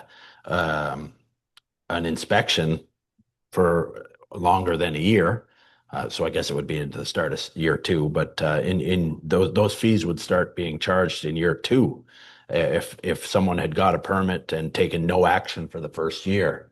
So to try and give them a bit more incentive. Now, we were trying to come up with something that made sense, that was also phased, but it would have been phased from year 1, 2, 3, 4. I think the fallacy with that is they have 3 years to complete their building permit. So if they don't ask for an inspection, it's within their rights, right? And I don't think we should be charging them anything for that, right? And that's fair. And I think it's only after the 3 years where it's in the building code and it says 3 years, that then we can start charging. So I think there's. So, and if that's the case, you can absolutely leave the inactive permit fee the way it is and just implement the maintenance and extension fee. And if you want to change the rates, that But right now it isn't. Is it 200 for everything, right? Or is it 250? Yeah, it's 200 for everything. We tried to scale them to be consistent with the size of the actual permit fee. So I don't mind if it's 250, 200, 150, and 100 if we need to change that. Right. Yeah. And through just a second though, part of the problem that I think has happened in the past is that there is some confusion about this. The way the bylaw was written originally, And I never interpreted this way. I never thought this was, and neither did our CBO, think that this was what council intended, was that it became per inspection, right? Because that's the way it says per occurrence. I think if you look at the bylaw right now, it says per inspection. Yeah, it does. So the thing is that once you've triggered this, whatever triggers it, once you've triggered it, if you bring them out 5 times at $200, it's going to be $1,000 right there. Yeah. After you've, so what we have to do, folks, is we have to get absolute clarity on what triggers an inactive permit. And I would argue that, just as I think Councillor Lamb said a minute ago, I would argue that you have 3 years to build it. Yeah. And I might, for some reason, have a very slow start. I might get a foundation in and have an inspection right in the first couple of months. And then for whatever reason, it might sit there for a while. I mean, maybe I have to build a driveway in order to get my septic in or something, and it's delayed. So, because of rain or whatever. So now 2 years goes by, nothing happens, and I don't get around to actually doing the work that requires more building inspections until the 3rd year or whatever. So I just want to make sure that we're not just nailing people with fees for things that are reasonable for the construction world that we live in up here. Yeah. I'm also, Good point. by the way, okay with the 5 years for the maintenance / extension fee, assuming we're okay with keeping that. Just but in any case, that's one of my concerns. I think if we're gonna fix this, we got to make sure that we have the fine print's got to make it very clear to people. This is what triggers you to this is what you got to have a very precise definition of an inactive permit. That's what I'm looking at. And as I recall, through you, Mr. Mayor, it was that we said, if you're over 3 years, you get a letter, you get till the end of the year, but every time I come out, being the building inspector, you get charged $200, right? Like, that's the fee for being over 3 years. And I think that's what we approved 6 or 8 or 10 months ago, right? And is that $200 thing still going to be there? Because we got one definition of an active permit here under the heading inactive permit. We've got another one in the existing bylaw. We can't have them both there. They gotta be different. I was proposing a new one, but if you stick with what's there, then what's there will be. Well, what's there is there, right? I mean, if I get a letter and say, and they had to come out one time and say, great, it's now finished, here's your occupancy permit or whatever, then I get charged $200. But if I have to come back a second or a third or a fourth time, I keep coming back, then you're going to be paying the $200 each time I come back, being the building inspector, right? That's the way it is right now, or supposed to be, right? But what I'm trying to understand is, are you trying to get rid of what it says under an active permit fee in this paper and leave the one that is there in the existing bylaw? You don't want to. I think the existing bylaw is fine, and we just want it implemented, right? But I think that we're really talking about the maintenance fee, and I think the maintenance fee should be 4 years, and I think it should be, as Councillor Nash had said, you could be increased to $750, right? And I think we also take out this 1 year period, right? And so by over 3 years, the existing bylaw exists, but at the end, I get a letter saying you got till the end of the year. If I don't clear it off by the end of the year, then come January 1st, which is into your 4th year, then you get charged the maintenance fee. That's the way I see it. Yeah. And I guess if you want to pay that maintenance fee every year, $750, then I guess that's up to you, right? every year after. And through you, Yeah, Mr. it's per Third year. year. Yeah. Like, right, if I say rather than finish my project, I'd Yeah, rather yeah, pay okay. $750 a year, then let them pay $750 a year.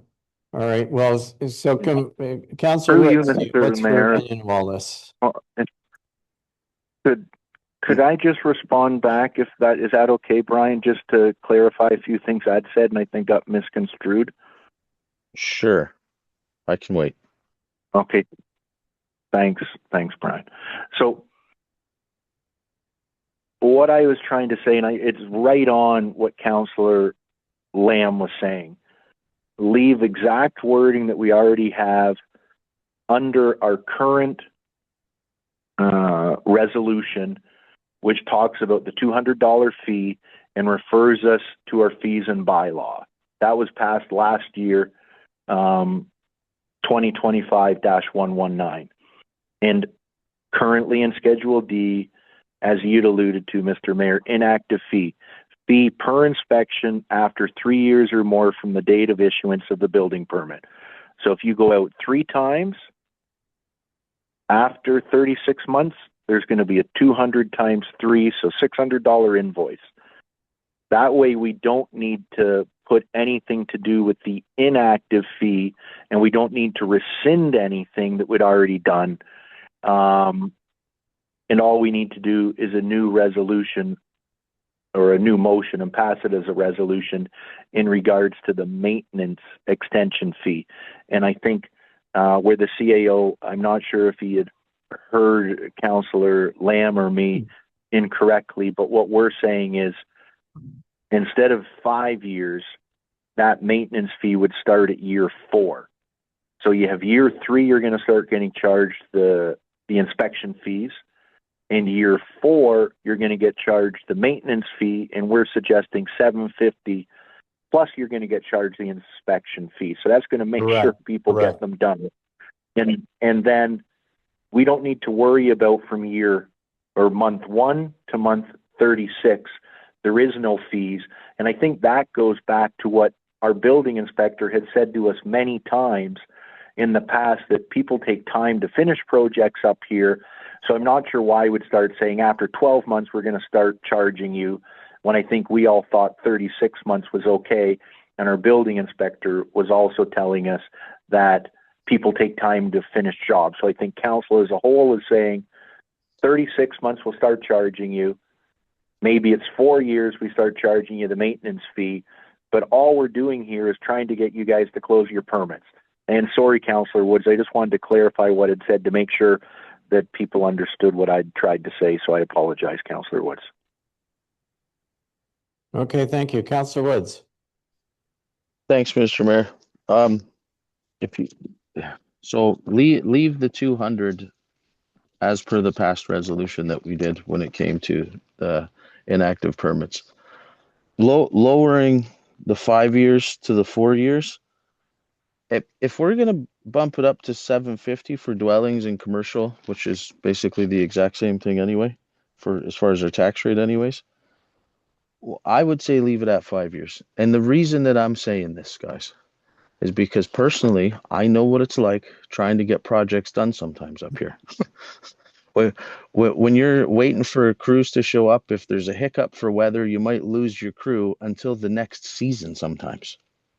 And when people are trying to get a house done that don't have a big contractor and, the weather doesn't line up perfectly, it takes sometimes, a few years at least extra to get your house finished. So I would say 5 years. If you want to move it up to $750, that's fine for the maintenance. And if you want to leave the other one at the $200 at each inspection, I know on jobs when I've been, I'm going to call the building inspector and the plumber didn't show up. So I can't get him for the plumbing inspection. I can call him and say, don't show up today, right? Or don't show up tomorrow. And when I call you, you might come and you might be looking at what the plumber did and looking at insulation. So if you want to leave it at the $200 after the 3 years, I'm fine with that. But if I wouldn't say, let's move it to 4 years. If we're going to move it up to $750, leave it at the 5. If you want to move it up to $750, that's fine. I can go with that, I suppose. So what's going to happen in the 4th year? So I get a letter and says, okay, you're greater than 3 years and you have till the end of the year to finish off your permit, or we could revoke it and whatever. That's what the letter says. Now, the end of the year comes and I haven't completed that. What happens in the 4th year? Do I get What happens another now? letter and saying the same thing? What happens now?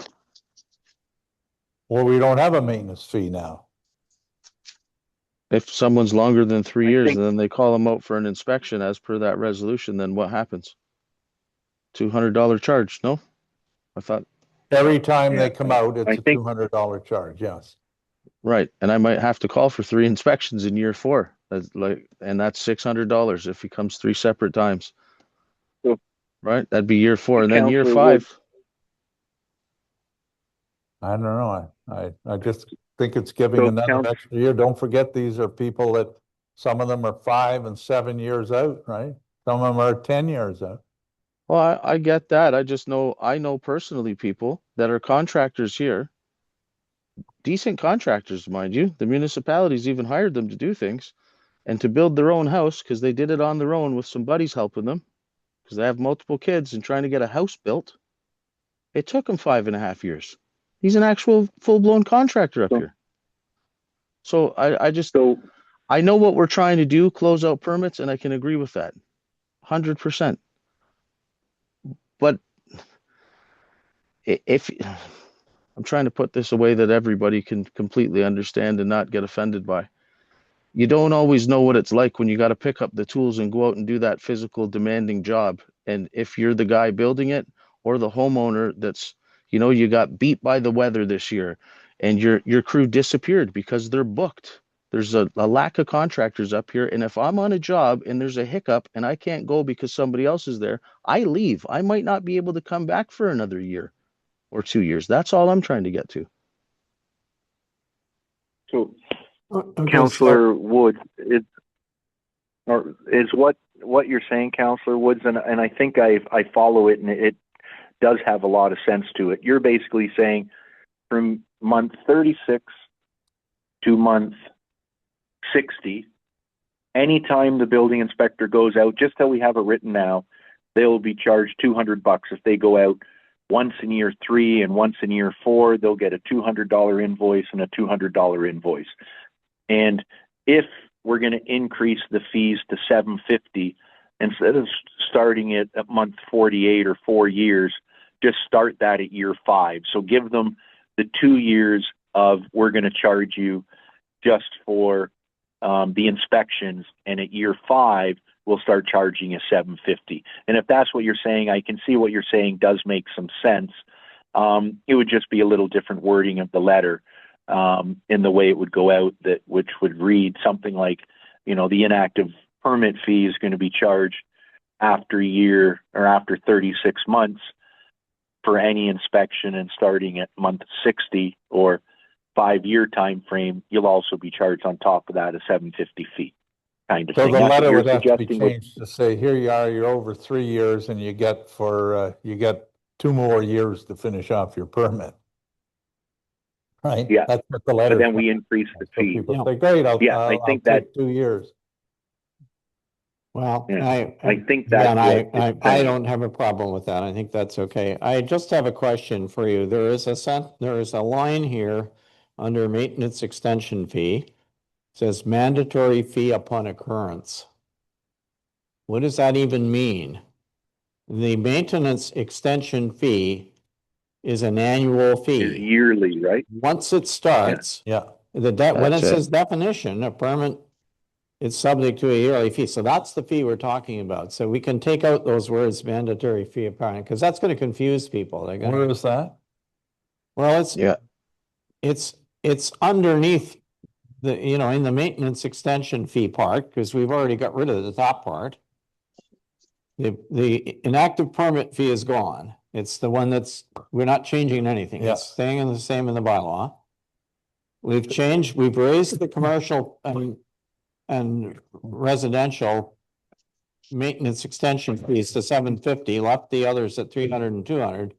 But underneath it says mandatory fee upon occurrence. And I think That was just If you- my language too. If you just, the definition is is correct. It's an annual, this is really, the maintenance extension fee is an annual maintenance extension fee, and I would put the word annual in front of it if it were me. Or put, And annual Mr. Mayor, maintenance extension fee after 5 years or something like that, right? Just to make it very clear, right? Well, if you're going to do that, you I'm need in, to resend the letters you sent out last year that said you have till the end of the year, right? And send another Well, letter saying now you have till the end of. Well, we're changing a policy going forward, right? I Yeah. mean, this is this is a new thing. We don't have this. No, but there were a whole bunch of letters that were sent out that weren't closed, right? No, You're I gonna have guess. to deal with them too. But That's that's, to be dealt with fairly also to say, well, we told you the end of 2025, but now we're going to make it the end of 2026. But then they are going to get charged, right? Because that's, you sent the letter out last year, right? but I, Well, you will, you but will I have think that every year, just because, I mean, we're going to put the letters out. That doesn't mean people are going to close their permits necessarily. There's always going to be people that don't. But they And got they're- letters last year is my And they're point. going to get another one every year. But are they going to get it? So last year, someone got a letter, right? Yeah. I got a letter. Yeah. Saying you have till the end of the year to close it out, right? And if I didn't close it out, what am I now going to get a letter saying, great, here's a new letter, and now you get 2 more years, right? Is that what it's going to say, or you just get 1 year? No, you're going to get a letter that says you've got an outstanding permit that's more than 36 months old and it has to be closed, and here's the consequences. And it's going to outline the inactive fee that will apply for all permits between 36 and 60 months. And then after that, and some of them will have already reached that 5-year period, they'll be charged an annual fee, a maintenance fee, right? and if I might, I think it might help here. So I'm just looking up the letter that went out, and I think what it was said there was after 3 years you're going to be charged $200 of an inspection. So nothing changes there. And then the letter just noted that it says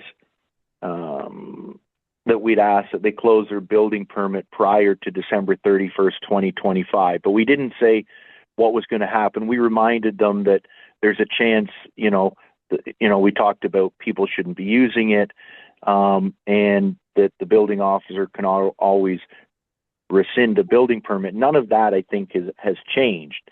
So basically, that letter that went out last year would still be almost the same. Like, it would be a new letter this year, but nothing's wrong in what went out last year. We're asking, after 3 years, you're going to get charged $200. We're asking them to get in contact within 30 days.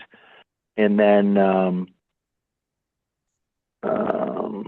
so a letter that would go out now would be similar to just say they have until X time. They're still going to be charged $200, but at year 5, they're also going to be charged a $750 fee. And I fully agree that it should say annual maintenance extension fee. So I think that letter is okay that had gone out last year. We don't need to worry about that, but certainly the new letter will be worded a little bit differently. It won't be a carbon copy of last year's letter. Okay, so are we ready to do an amendment? I need, Madam Deputy Clerk, I need an amendment page if you don't mind. I think, okay, what I believe the amendment is, I'll tell you and then I'll write it down. We are removing the words in that section that is entitled inactive permit fee. Yes. And that's all we're going to change. But so in effect, what we are doing is we are retaining the $200 per inspection after 3 years that's in the current bylaw, correct? Right. And then under the maintenance extension Now, hold on, fee, then you're taking out the mandatory fee upon occurrence, the definition, that 1 year period, you're taking that out. yeah, we're taking that whole section that's under Yeah, right. from the words inactive permit fee down to the words, down to the space above the words maintenance/extension fee. So we keep maintenance/extension fee, we get rid of that chunk above it, right? Okay, So there's no, the inactive permit fee is the one that's currently in the current bylaw. So we're not replacing it with this. And then we have maintenance extension fee, commercial permit, $750, dwellings and additions, $750, accessory structures, $300, decks and docks, $200. And the definition and the underneath the words mandatory fee upon occurrence are removed, and it says definition, a permit that requires longer than 5 years to complete is subject to a yearly fee. Does that sound right? That's the amendment? what Sounds like it. And it's, I guess so. The top two are the commercial and the residential are both that the council of the municipality avoids that. So we tend to make this so difficult and I don't understand it now. So if I have a building permit from 2017, right? And I didn't get sent a letter yet. I'm going to get a letter in the next month saying, you got an outstanding building permit. And you're going to be charged $200 for every visit we make to your place during the next 2 years to close out that building permit and give you occupancy or whatever, right? And then at the end of 2 years, you're going to be either finished or we're going to be charged this maintenance fee. Is No, that that's sort of that's not what we're saying. No, that's not right. You won't be giving them an extra 2 years. They're already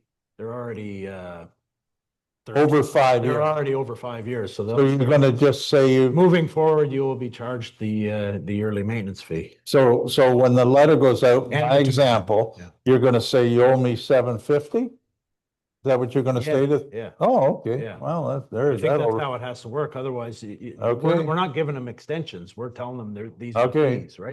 so, okay, that's fine. So And we're really dealing with is those people that are just coming up to 3 years. So if you've got something outstanding for the last 10 years, you're gonna have to pay us $750. Well. plus Counselor Lamb, the $250 per inspection right Plus away. 50 So you'd be per- paying, yeah. Okay, the $200 per inspection. 200, yeah, sorry, 200, okay.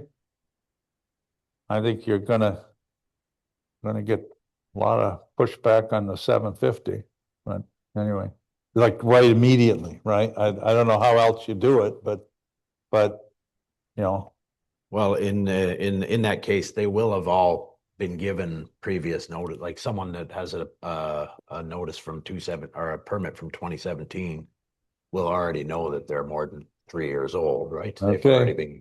They've already been given that letter. okay. Well, I know the taxpayers that I hear from are peeved off that they feel that they're paying taxes that people who haven't cleared the permits out are not paying. So they're paying more than their fair share is what I hear from a lot of people. Yeah, and I'm A lot of people being 6 or 8 people. not and hundreds. with respect to that, I think the closing of the permit and the taxes are two different issues, and we did have MPAC here to explain that that's not the situation. Yeah, yeah, And so I think that's a fallacy Yeah. to a large degree, unless they can escape without getting a permit altogether and go under the radar completely. But if they did take out a permit, they are being taxed. well, I know, for instance, that when I put my garage up, that since I've now cleared the permit out in 2025, that I haven't not had an impact visit. It'll be interesting to see if I get one this year, right?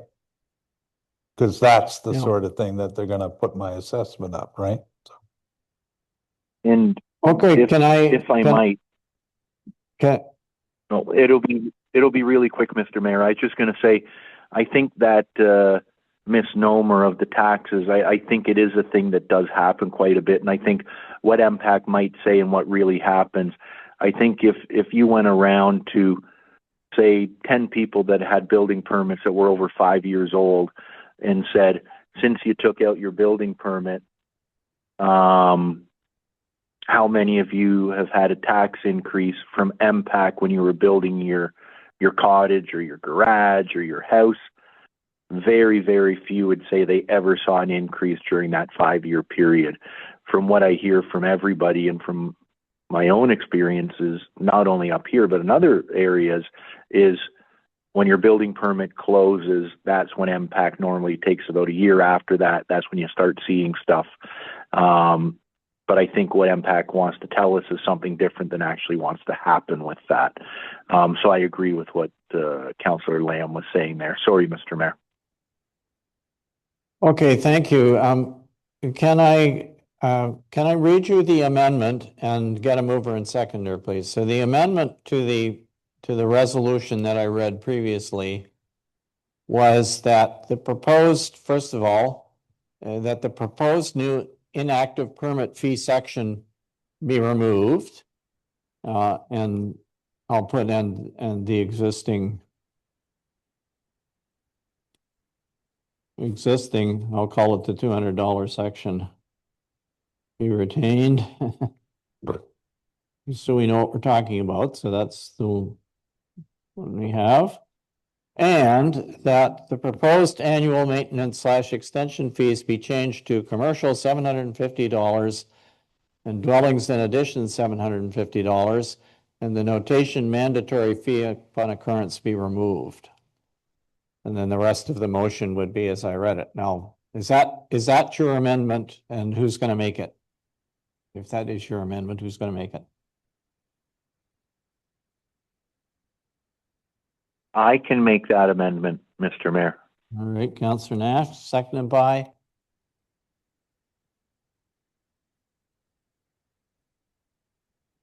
I'll second. All right, Councillor Lamb, thank you very much. So let's call the question on the amendment. All those in favor? Councillor Lamb, yes. On the Councillor phone, Woods, guys? yes. I'm in Councillor favor. Nash, yes. Okay, thank you. The amendment is carried. So let me read the motion to you as it's amended again.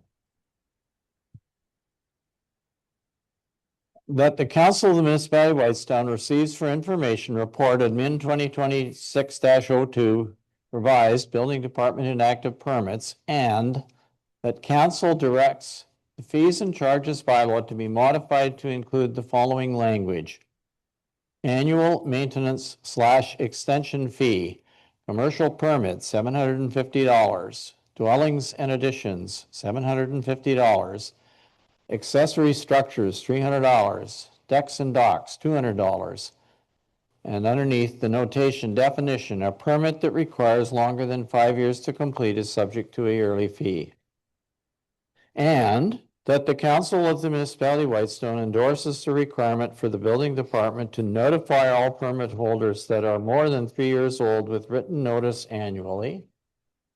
These letters will be based on the status of permits as of December 31st of each year and will be mailed out prior to the end of the first quarter of the year, March 31st. And that Council of the Municipality of Whitestone requires ongoing quarterly reporting of open permit, building permit statistics, and that fees collected for inactive permits and maintenance extension fees be included in the annual fourth quarter reports. And that Council of the Municipality of Whitestone endorses the implementation of this new procedure. So that motion has amended. It was moved originally by Councillor Lamb and Councillor Nash. Are you ready for the question on that motion? Okay, so I am, but I have one question if I could, Mr. Mayor, and that's sorry, Let Mr. Councillor Councillor Lamb Lamb. go first if you don't mind, Yeah. because he started. I kind of have a problem with people who haven't received a letter in my 217, example that I used, right? So they're sitting there, they're thinking their permit is closed because we've run into that. That's why a lot of them were excused. and suddenly they're going to get a letter to say, you owe me $750, right?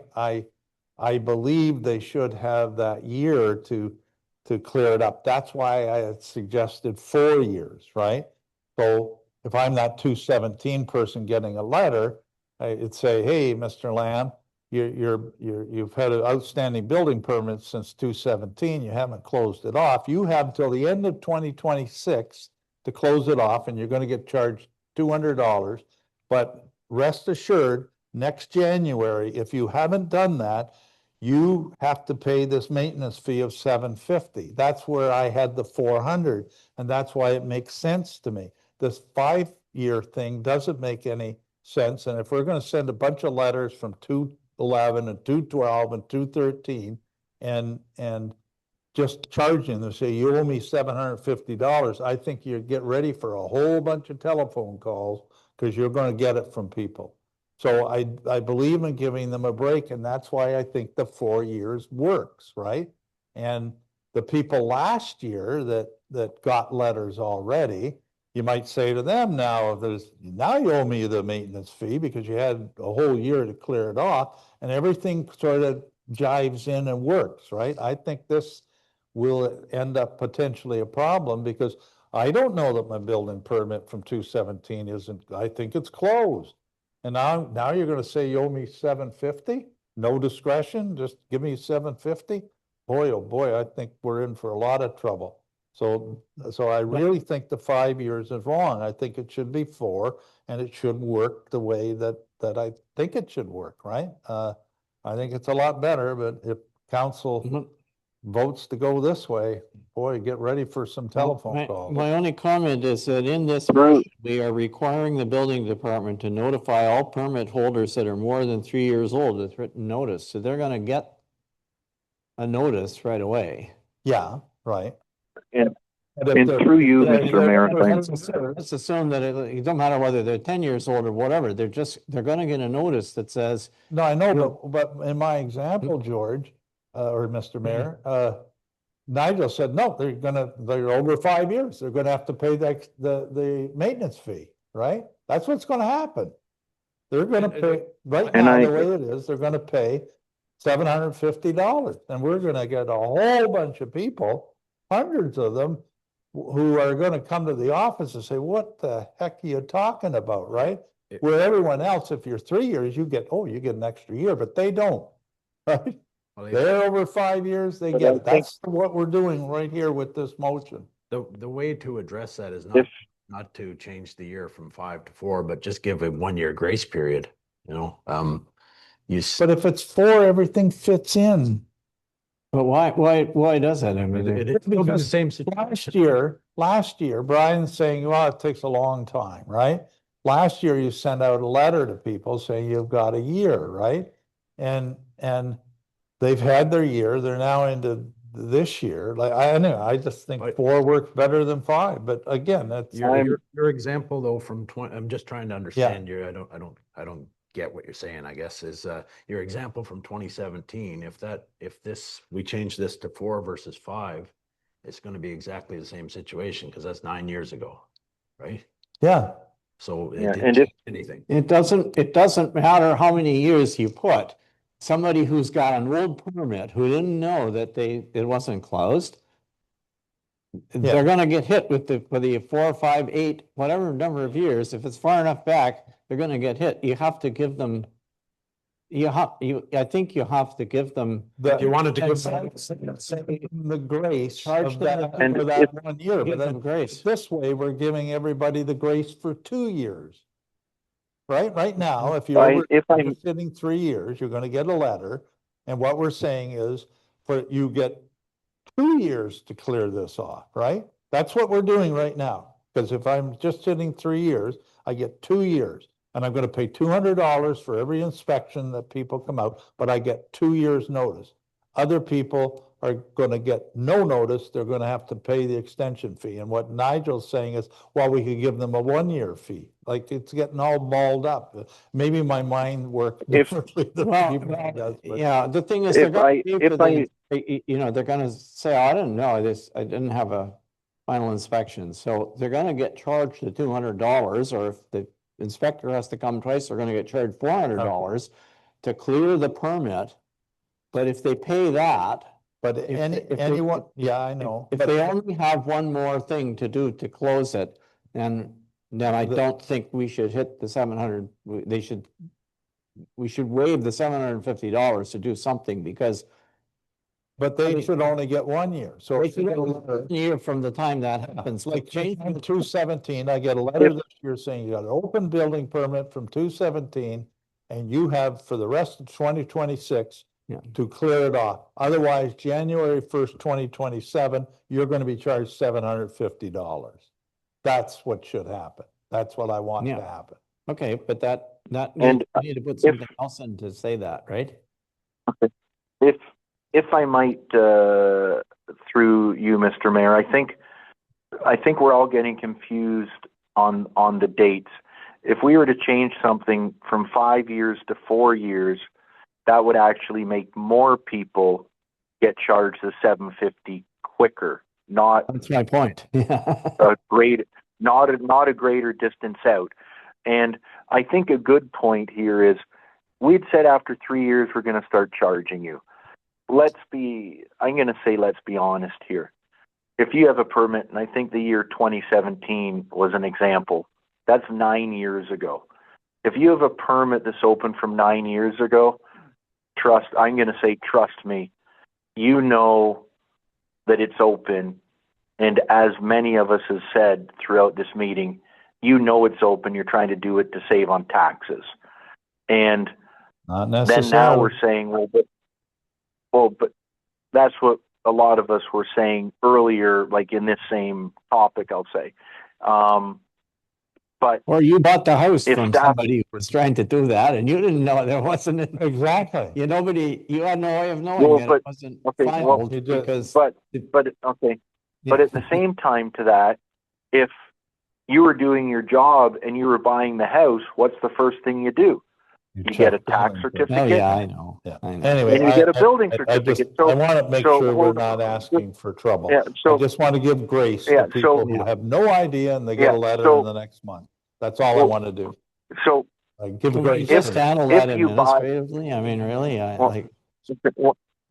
can figure out a way to do that in the correspondence. Yeah. Okay, as long as you can. Can I please finish what I was trying to say? Yeah. So go ahead. If you do the purchase, you know. The majority of people, except a small number, I'm going to say, know their building permits aren't closed. That was the same thing. It doesn't matter if it's 1 year, 10 years, 15 years, $300 fee, $1,000 fee.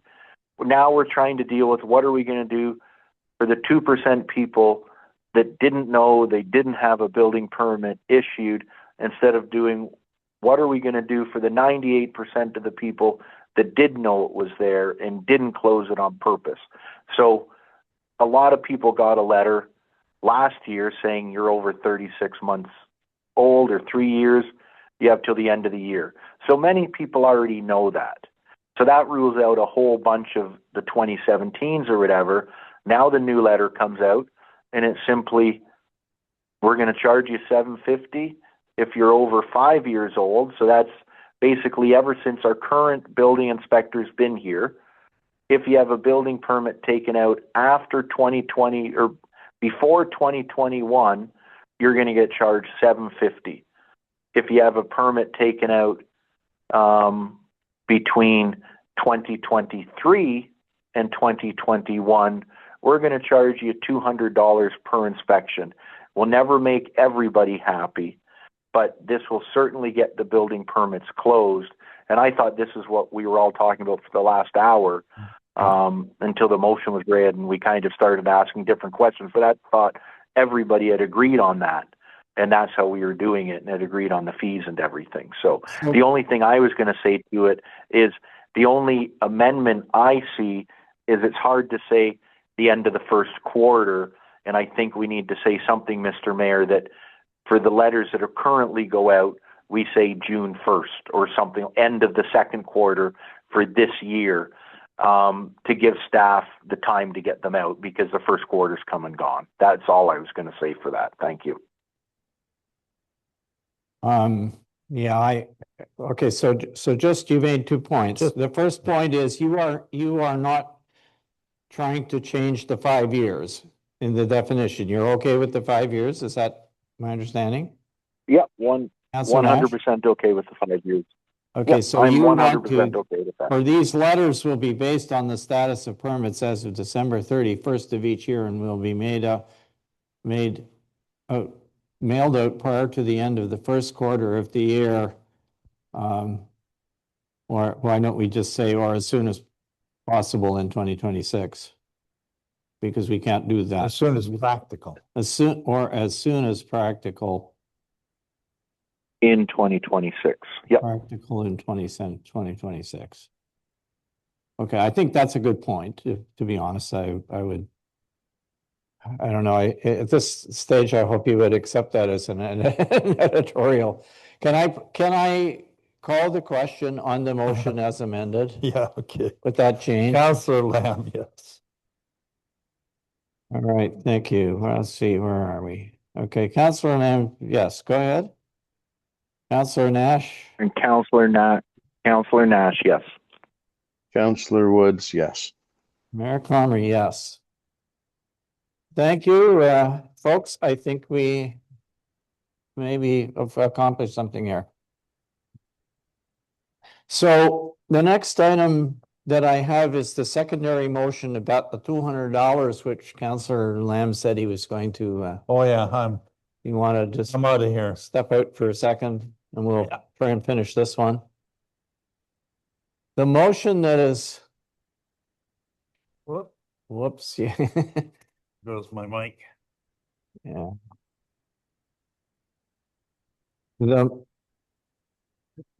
And I think if it helps, and it might help Councillor Lamb, you don't need to leave the council chambers. Unless you want to, you just need to turn your head, I think it is, or something like that. If getting you can't participate in the debate or the vote, but you can. I mean, you can listen to what we're saying because you can listen to it afterwards. You're going to hear it anyway, right? If you listen to the meeting, so. Okay. So here's the suggested motion is that Council of the Municipality of Whitestone agrees to refund the inactive permit fees that were charged in 2025. So those are the $200 fees. Could I get a mover and seconder to do this, please? I can make that motion. Councillor Nash moves, seconded by. Won't be Councillor Lamb because he's gone. Sorry, Mr. Mayor, I couldn't get off mute there. I will second. That's all right. Thank you. Okay, so discussion on this motion.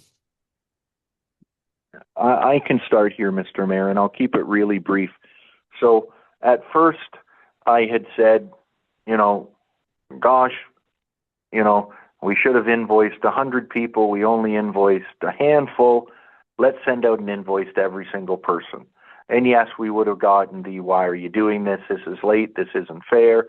But I was willing to take that. However, during our long discussion tonight about what we're now going to do going forward and the 5 years and the 3 years, and I think now that we have it all cleaned up and knowing it was only a few people that were billed, I'm okay to say, and I'll be in favor of it, even though I wouldn't have been if you asked me a week ago, to refund the money to everybody, because I think that's the right thing to do, knowing there's going to be some people that would have now gotten an inspection fee for last year and might also get a $750 fee for this year because they haven't closed something. So I think I'm trying to look at that when we're doing this and to say, for that reason, let's refund the few people that got invoiced so we can start a new leaf on this. Staff really knows what we want. We know that every letter is going to go out to everybody, that everybody's going to get charged it. There is no discretion on it. Like, with all these things in place, I think it makes sense to say, let's give that little money back and let's start fresh on a new page here for this. So that'll be the way I do this, which is, like I said, different than what I might have said a week ago, but I think our conversation on this topic tonight was very good and productive in my eyes. Thank you.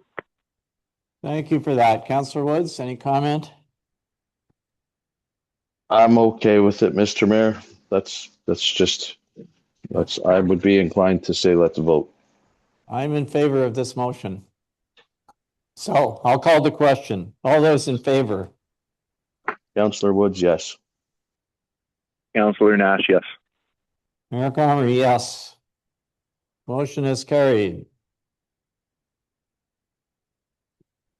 So the next one, I hope is real quick. You will recall that we had a version of the council remuneration and expenses report. This is item 10.2. Our treasurer has provided a revised one with the rationale for this. I'll ask for a mover and seconder just to get it on the floor that the Council of the Municipality of Whitestown received for information report FIN-2026-05, which is the 2025 council remuneration and expenses, and it's revised. It's a slightly revised report from the one that you saw before. So I need a mover and seconder for that motion. I'll move, Mr. I can move that, Councillor. I can second that, Councillor. Okay, Nash. Councillor And has Woods moving anybody and Councillor Nash seconding. Madam Treasurer, do and you what have about anything you want to say about your report? It's fairly what about self-explanatory Councillor Lamb? to me, but Did we let him? Yes, thank you, through your worship. you, There Mr. Mayor. is an explanation on the second page of the report as to what was changed. It was just updated based on the feedback that we got at the March 17th meeting. So we've now included a note in the benefits column explaining what is included in that total. So it's OMER, CPP, EHT, and the healthcare spending account. And then in addition, we broke out training and development expenses between other expense reimbursements, just so that that's more clearly distinguished. okay, thank you very much. Are And there any comments on this? Yeah, through you, Yes. Mr. Mayor. We have to let Councillor Lamb back in. I'm in. He's back in. Oh, you're perfect. All right, good. I have no comments then. Thank you. I think this, through you, Mr. Mayor, I think this is much better. And it helps the public explain, what we actually get paid and the other things that are. Yeah. I agree. So this is So a good thank you. template to go forward with. So can I call the question then that we received this report? Councillor Lamb, yes. Councillor Woods, yes. Councillor Nash, yes. Okay, thank you, Mayor Comrie. Yes, that one is done.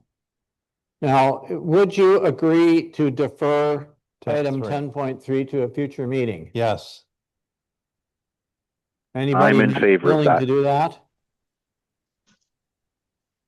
All right, I'm going to write deferred to future meeting.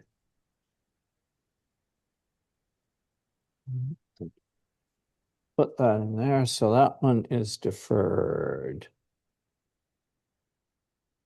And that brings us then to the bylaws section of our meeting. The first bylaw is item 11.1, and this is the one that we talked about earlier. It was the rezoning of the property on the Shawniga Lake Road. So here's the motion. We'll get it on the floor. That bylaw number 16-2026 being a zoning bylaw amendment. A zoning bylaw amendment to rezone part of lot 39 in concession A of the geographic township of Hagerman, municipally known as 29 Shawniga Lake Road, from the rural RU and industrial pit M2 zone to the rural residential RR zone, And the applicant, as I mentioned, is 2850490 Ontario Inc. That this bylaw be passed this 21st day of April 2026. Mover and seconder, please. I'll move it. Councillor Lamb is moving, seconded by I'll second, Mr. Mayor. Councillor Woods. Thank you. Any discussion on this? If not, it is a planning, I think we would consider rezoning a planning item, so I'll ask our deputy to call the roll for a recorded vote, please. Thank you, Mr. Mayor. Counselor Woods, Yes. Counselor Lamb, Yes. Counselor Nash, Yes. Mayor Comrie. Yes. Thank you. That bylaws motion is carried.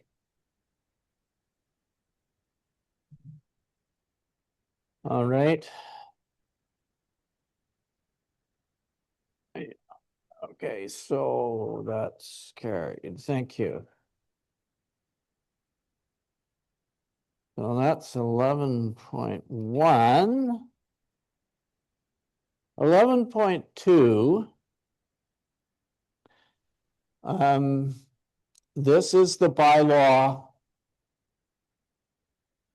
Sorry, this is the bylaw with respect to the rezoning of the Rudum Roberts property on Bolger Lake. So I'll read the motion again to you, that bylaw number 17-2026 being a zoning bylaw amendment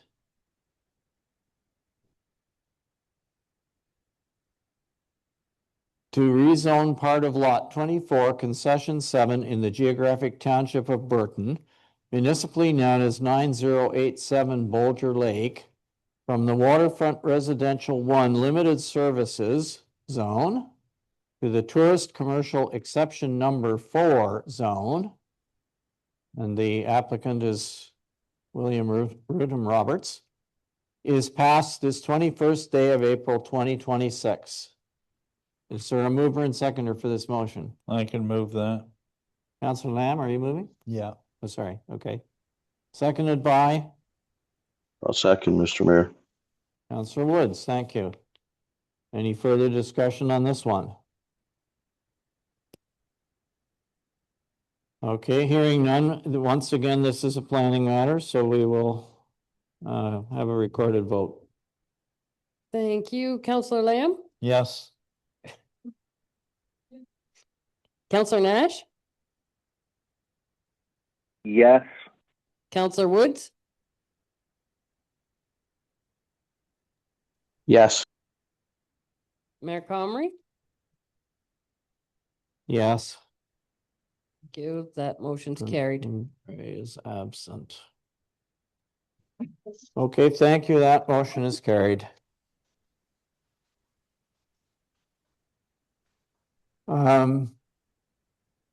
Item 11.3. The motion is that bylaw number 18/2026, being a bylaw to set tax ratios for municipal purposes for the year 2026, is passed this 21st day of April 2026. Mover and seconder.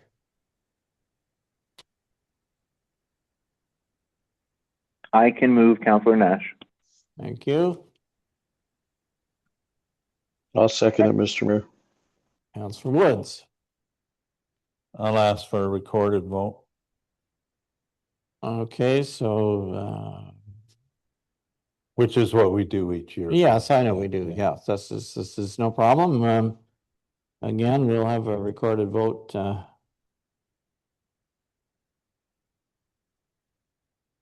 Thank you. Counselor Nash, No. Counselor Woods, Yes. Counselor Lamb, Yes. Mayor Comrie. Yes, Thank you. That motion's carried. thank you very much. And another bylaw related to budgets, item 11.4, that bylaw number 19-2026, being a bylaw to adopt the estimates of all sums required during the year and to adopt the rates of taxation for year 2026, is passed this 21st day of April 2026. Mover and seconder. I'll move it. Councillor Lamb moves, seconded by I'll second, Mr. Mayor. Councillor Woods. Thank you. Recorded vote, please. We want to record a vote for this one too. I can never remember doing two of them, but I guess we can. Yeah, well, I think these two generally go together. Our treasurer is gone, I guess, but That's okay.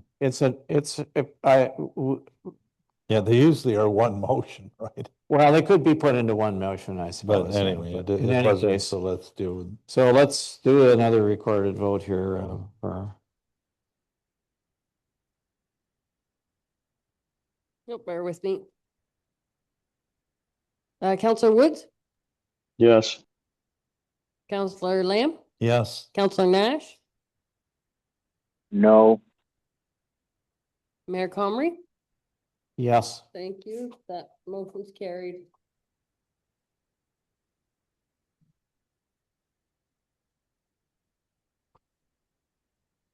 And 11.5, which is the last bylaw.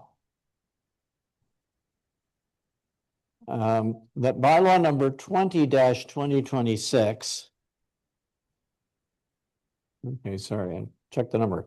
20-2026 being a bylaw to establish fees and charges for services provided by the municipality of Whitestone and to repeal bylaw number 08-2024 and 25-2025 is passed this 21st day of April 2026. Mover and seconder.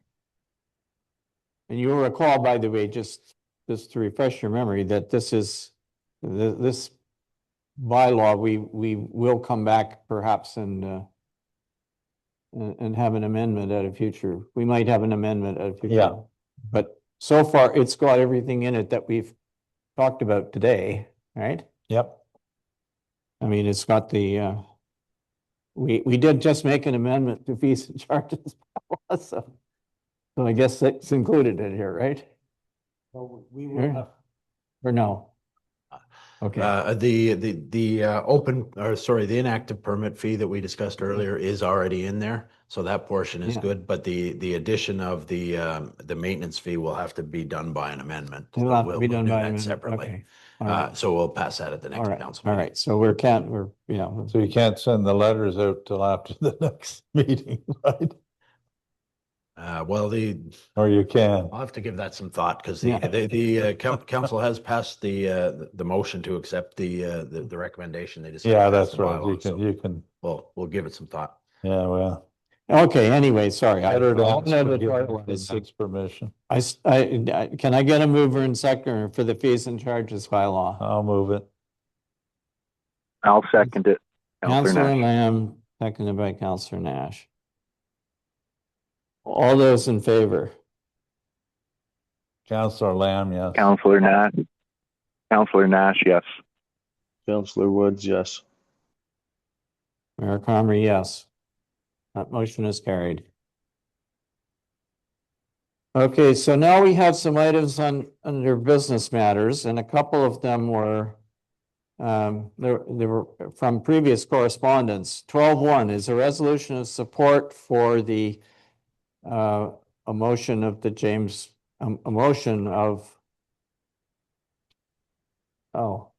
it says it was the James Bay East OPP Detachment Board, I guess, but anyway.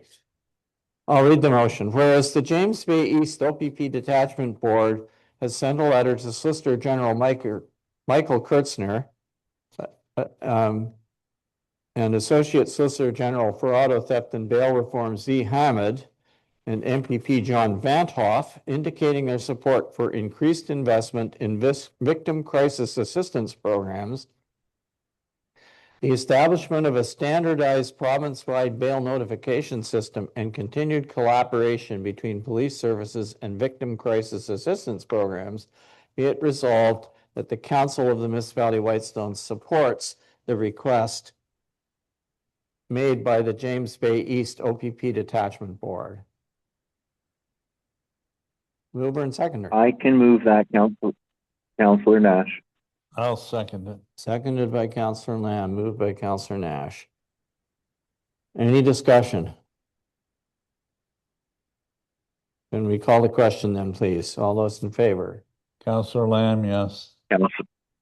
Councillor Nash, yes. Councillor Woods, yes. Mayor Cromer, yes. That motion is carried. So we're done.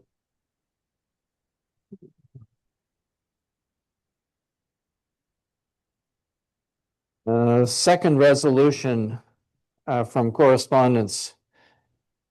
Whereas the Township of McKellar at its March 3rd council meeting passed a resolution supporting a citizen request to preserve the Georgian Bay Jones Island Rear Lighthouse. And whereas the Jones Island Rear Lighthouse is a recognized federal heritage building and an important landmark in Georgian Bay.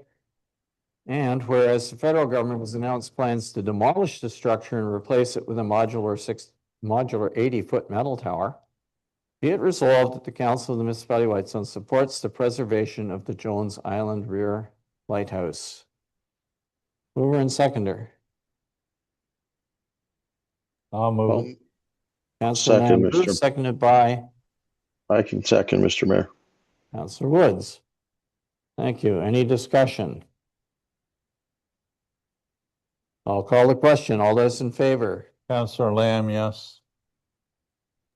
Councillor Woods, yes. Councillor Nash, yes. Mayor Cromer, yes. Motion is carried. Okay, 12.3, resolution of support. This is about the Ontario Veterinary College, large animals. Whereas the Township of Papineau Cameron at its February 24th, 2026 council meeting passed a resolution requesting the Ontario Veterinary College, the Ontario Ministry of Agriculture, Food and Agribusiness, and the Canadian Veterinary Medical Association consider expanding enrollment capacity at the Ontario Veterinary College to allow more qualified applicants to pursue certification as large animal veterinarians. And whereas the cost of large animal veterinary services in Northern Ontario is significantly higher due to limited access to local large animal veterinarians and the long distances required to obtain such services. And whereas the municipality of Whitestone contains a significant number of farms with large animals that are affected by the lack of large animal veterinary services, be it resolved that the Council of the Municipality of Whitestone supports the request of the Township of Papineau Cameron to expand enrollment capacity at the Ontario Veterinary College to allow more qualified applicants to pursue certification as large animal veterinarians. Mover and seconder. I'll move. I'll second, Mr. Mayor. Moves, seconded by I'll second, Mr. Mayor. Councillor Woods. Thank you. Any discussion? I'll call the question then. All those in favor? Councillor Woods, yes. Councillor Nash, yes. Councillor Lamb, yes. Mayor Cromer, yes. The motion is carried.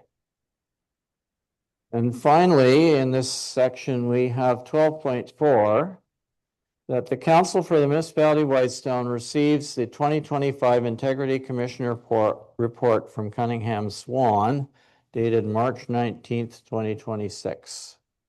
Mover and seconder. I'll move, Mr. Mayor. Councillor Woods, thank you. Seconded by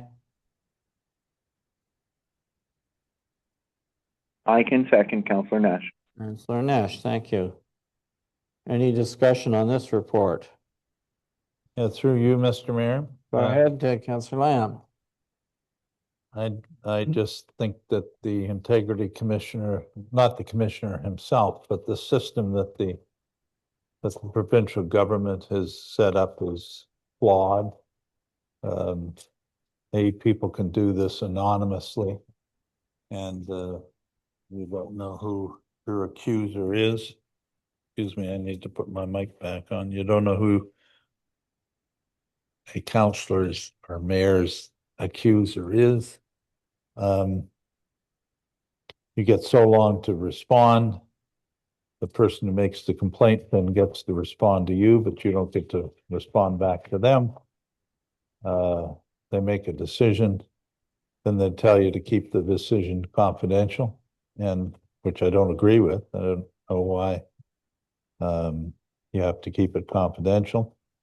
So anyway, I just think it's flawed. And hopefully the government at some point recognizes this and makes some changes in it. I think there's already some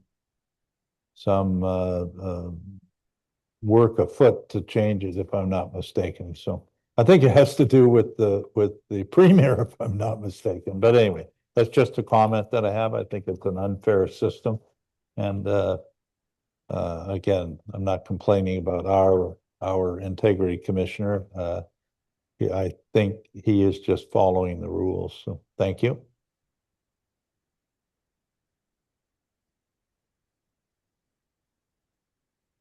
Okay, thank you. Are there any other comments people would want to make?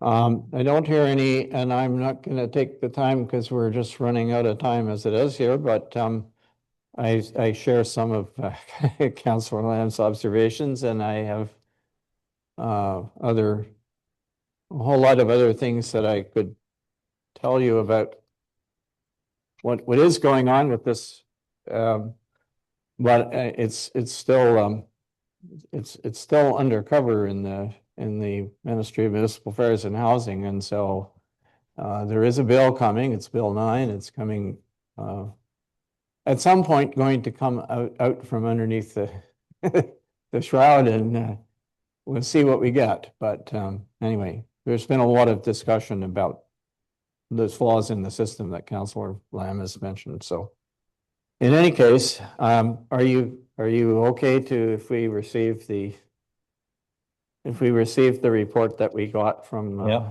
Councillor Lamb, yes. Councillor Woods, yes. Councillor Nash, yes. Okay, thank you. And I am also happy to receive the report. That brings us to correspondence, and we have a very. I wanted to add 12.5. I'm sorry, I about Wabash and the landfill. I need a resolution form, Madam Deputy Clerk, please. Yeah, I'm going to make the motion that we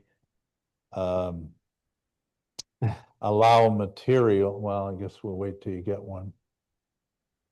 That's okay. You can keep talking. Yeah, just that we allow materials to be brought to our landfill sites as a result of flooding and other sort of winter events, without charging them the fee for a trailer load or whatever. But it would only be for things that we would normally take into our landfill site. Like, if we don't allow something, you can't bring it and say it's got to do with the flood, so here it is, right? It's whatever is allowed into our site, and that it be allowed until, say, I don't know, we're into April now, till the end of May or June 15th or something like that, without charge. So if they bring a trailer load in, and normally it would be $20 or $30 or whatever, that we would not charge them for that. And it would be for damaged things, right? Okay, so People at Wawashkesh are gonna, and I'll make the motion, people at Wawashkesh are gonna, some of them won't even make it up for a month or whatever, right? And they're gonna find out that their furniture and their rugs and their everything else is damaged or beyond repair, and they can't take a whole house and bring it in if we don't allow it, right? But certainly that we create that either at Alds or York Street, right? And Mr. Anyway, Mayor, So I've got waive landfill fees for materials damaged by recent flooding. up to June 15th or something. Right? Okay, and you want to say at either landfill site or Either, or you want to force them to take either calls? No? landfill site, right? Okay, so up, Because there may be people that are flooded on other lakes, right? until- Water levels are high and, June 5th, so June 15th, I think that's reasonable. That 2026 gives them nearly 2 months, right? at either landfill site. And through you, Mr. Mayor, this isn't only for Wawashket, right? This is just for any water damage Absolutely. from the recent rain events, right? So I think Yeah. if we can just maybe, it might not be flooding, it might be rain damage from it as well, right? Maybe Yeah. somebody's cottage got flooded because of overland route. So I think just the way we word it, however Yeah. that's done. Thanks. So this is, Mr. the understanding Mayor. is this is for residents of Whitestone. Oh, yeah, yeah. Yeah. Mr. Mayor, can I make a quick suggestion? Yes? Why don't we just give everybody one free trailer load this year for any waste? We do normally. No, we give them a free brush load. But I mean, so whoever it is on whatever lake and you had water damage or your house flooded because of the torrential rain that was coming down into your property, you get to take your load of garbage and drop it off at the dump, and we're not going to charge it. We do it for anybody that pays taxes in the municipality. Well, that goes Not- on what I was suggesting.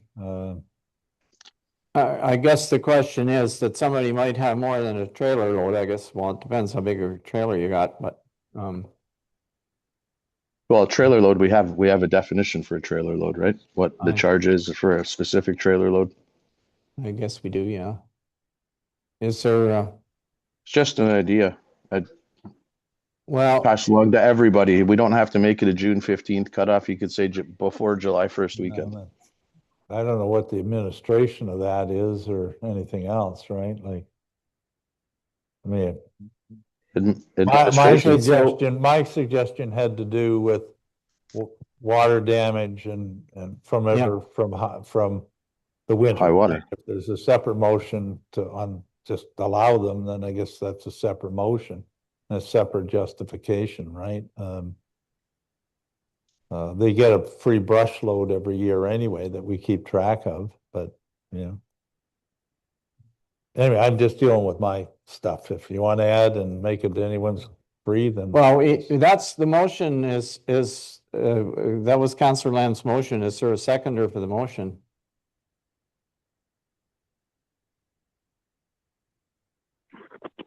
Yeah, I can second that motion. And what's being suggested is free drop off of damaged material. And what I'm understanding is, Councillor Woods, you're trying to say maybe we say a trailer load. Is that to limit the amount, or Councillor Woods, is that to limit the amount or just to give people more time? I was thinking just to give people some time, that's all. Well, yeah, so would you weren't extending you be it okay then to anyone for any, like, I've just got a big trailer load or whatever, I'm just gonna bring it in and I get one, everyone in the community gets one, no matter what. No. That's what I Flood- read. Flood Like if they have more than damage. one Flood trailer load damage. because of Flood damage damage. from the this winter, they get to bring it in free. If it's two, they bring in two, right? I'm not limiting the number of trailer loads they bring. I don't know what the damage is, so, yeah. Yeah, I think Councillor, more than one. I think the intent of this was that it be extraordinary and not just sort of. It's what we did in 219, Yeah, basically. it's the same as the, yeah. Good. So Councillor Woods, would you be That's fine my if take on it it was- personally, but, Councillor Woods, would you be okay if it was free to bring in the material for during the 2026 year? So the time limit is just any time this year. If people bring in the flood damage material, it doesn't matter how much. That gives a very long time window. Would that help you? Sure, that's fine. That's why I was talking about flood damage, right? Just, if somebody has their couches and all their stuff was floating and they're throwing it all in the garbage, load it up and bring it in, but don't put a time frame on it. If it's flood damage, you get some people that don't make it up to their cottage until towards the end of the summer, right? so do you? Yeah. So your suggestion is that we remove the up until June 15th, 2026, is that I'll correct? make it September 30th. I'm not gonna bring it in Are November. you gonna talk, are you okay with September 30th if we change it? Sure. All right. Because I think that might be a little short. Some people may end up having to, get a contractor to come in and clean their Yeah. place, so I've got it. So I'll read it to you again. Waive landfill fees for residents of Whitestone for materials damaged by recent flooding up until September 30th, 2026 at either landfill site. And I'll make that motion. So that's Councillor Lamb's motion. Is that you seconding that motion, Councillor Nash? Yes, I can second that, the revised motion there. Yep. Any further discussion? I'll call the question on the motion then. Or was there anything else you were adding? No, that's Oh, it. That's fine. Okay. All right, thank you. Councillor Lamb, yes. Councillor Woods, yes. Councillor Nash, yes. Mayor Carmery, yes. And so that is, what did I say, 11.5, right? 11.5. I'll just call it flood damage.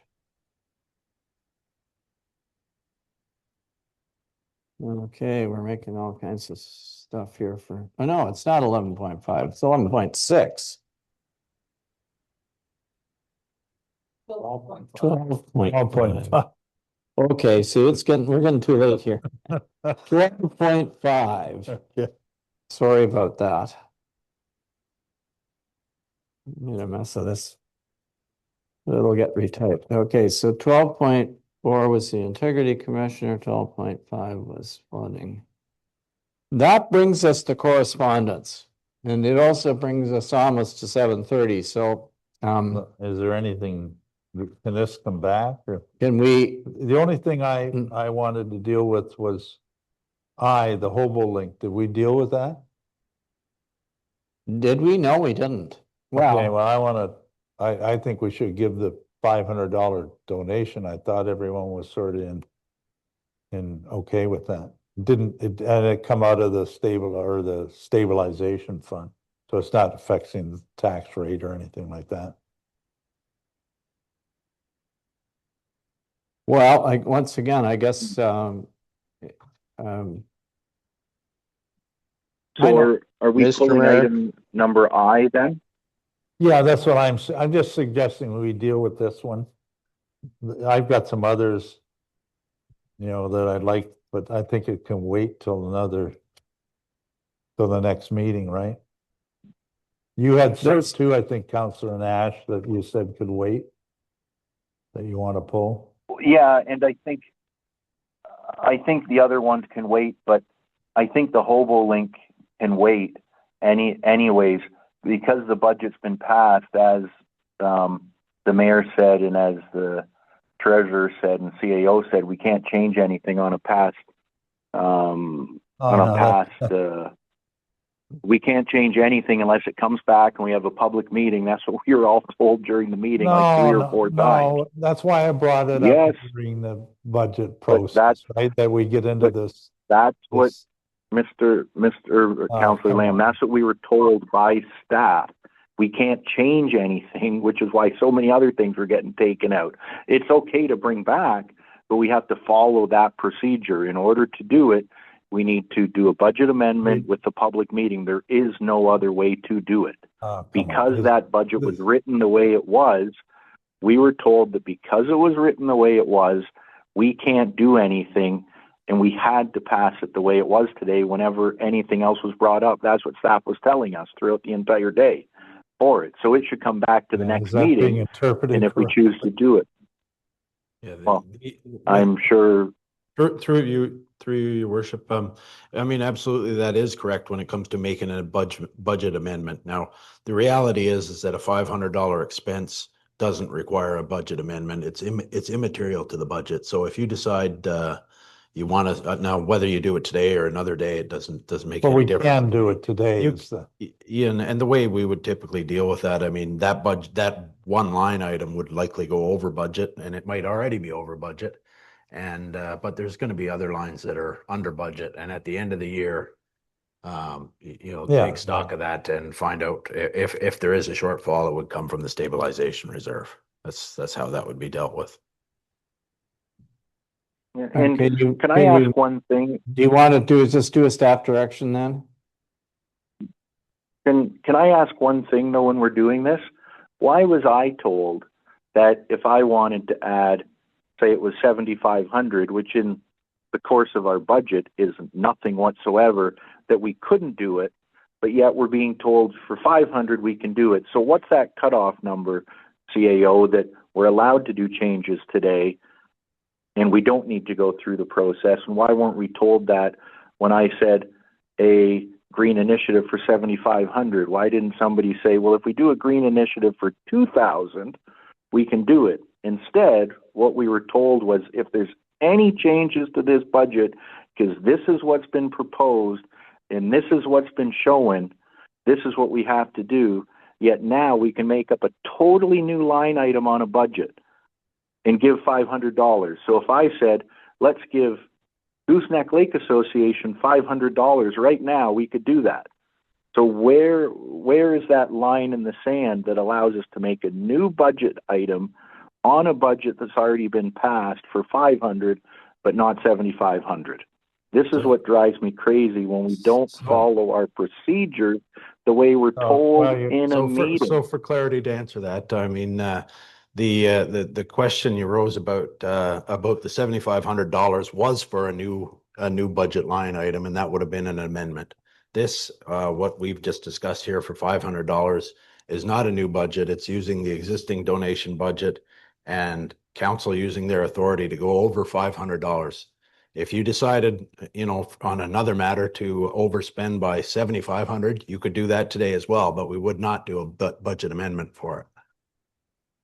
Okay. And if I'm right or wrong, the last meeting, we passed the donation amount. We passed a resolution, which is in the minutes, that at the last meeting that everybody attended, we passed the donations for the year.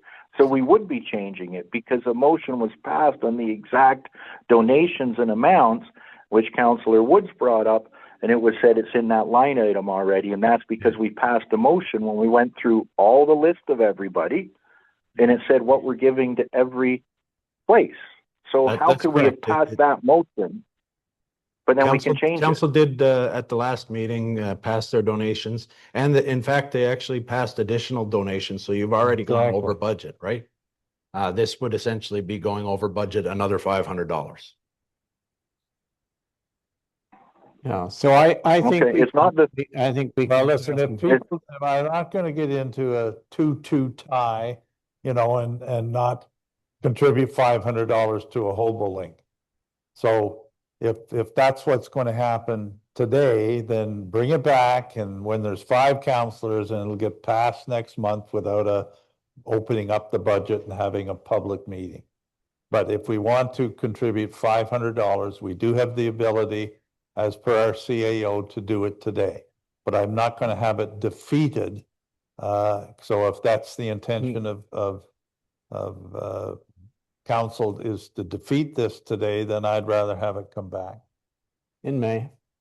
And May, I'm not going to play around with it. I know that the majority of council will agree to it in May. So, all right. I don't know if and we're going to vote, but it may be unanimous that people would give the 500. We've had an explanation from the CAO, and you got to go with the recommendation or what's being said. I thought the 7,500 was going to be discussed later on in the meeting, and we deferred that right till the next meeting. It wasn't the 7,500 to do with the green and no. But maybe yes, so I didn't mean to cut you off, Councillor Lamb, but it was said that no, we can't do the 7,500 because we need to open up a whole new budget discussion, and that's what has me agitated now, because for that we can't do it, but for this we can. So I'll vote totally in favor of the hobo link tonight, but what I'm going to ask for is that we give an extra $500 to the school as well. So we make that 10,500, and we give the Hobo Link 500. I'll be in favor of both of those. Oh, come on. We can this make is adjustments now. Let's Okay. do adjustments now. You know what? Let's play the games. Let's defer it to another, Come on, this is meeting. ridiculous. I don't, we have passed curfew, folks, unless we That's can. okay. Bring it back next month and would you please put that on the agenda for next month, the Hobo Link $500? All right, I don't have any, I have others to bring out, but I'm not going to, Yeah. but I suggest we bring Yeah. the rest back yeah, and get on to councillor items and get out of here. Want to email me 10 months back so that I don't have to put 26 others plus whatever we get the next month. Email me both, and then I will add them on to next month's. I will bring them back to next month's correspondence. I had I and R and A.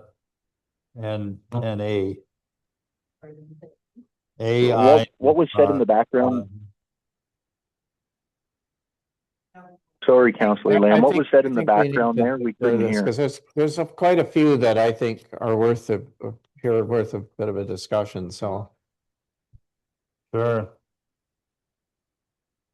Yeah, So will they all I don't come know back? whether they all need to come, but Email me. yeah, no, your request is okay. I just don't want to do it now, right? Yeah. I've told you I'm not. All right. So I'm gonna write deferred across the correspondence then, and we'll. Yeah, and are we just saying the numbers we want for next meeting, Mr. Mayor? If we are, for myself, it was J, and I guess it would be I for next meeting, and also S is what I have. Thank you.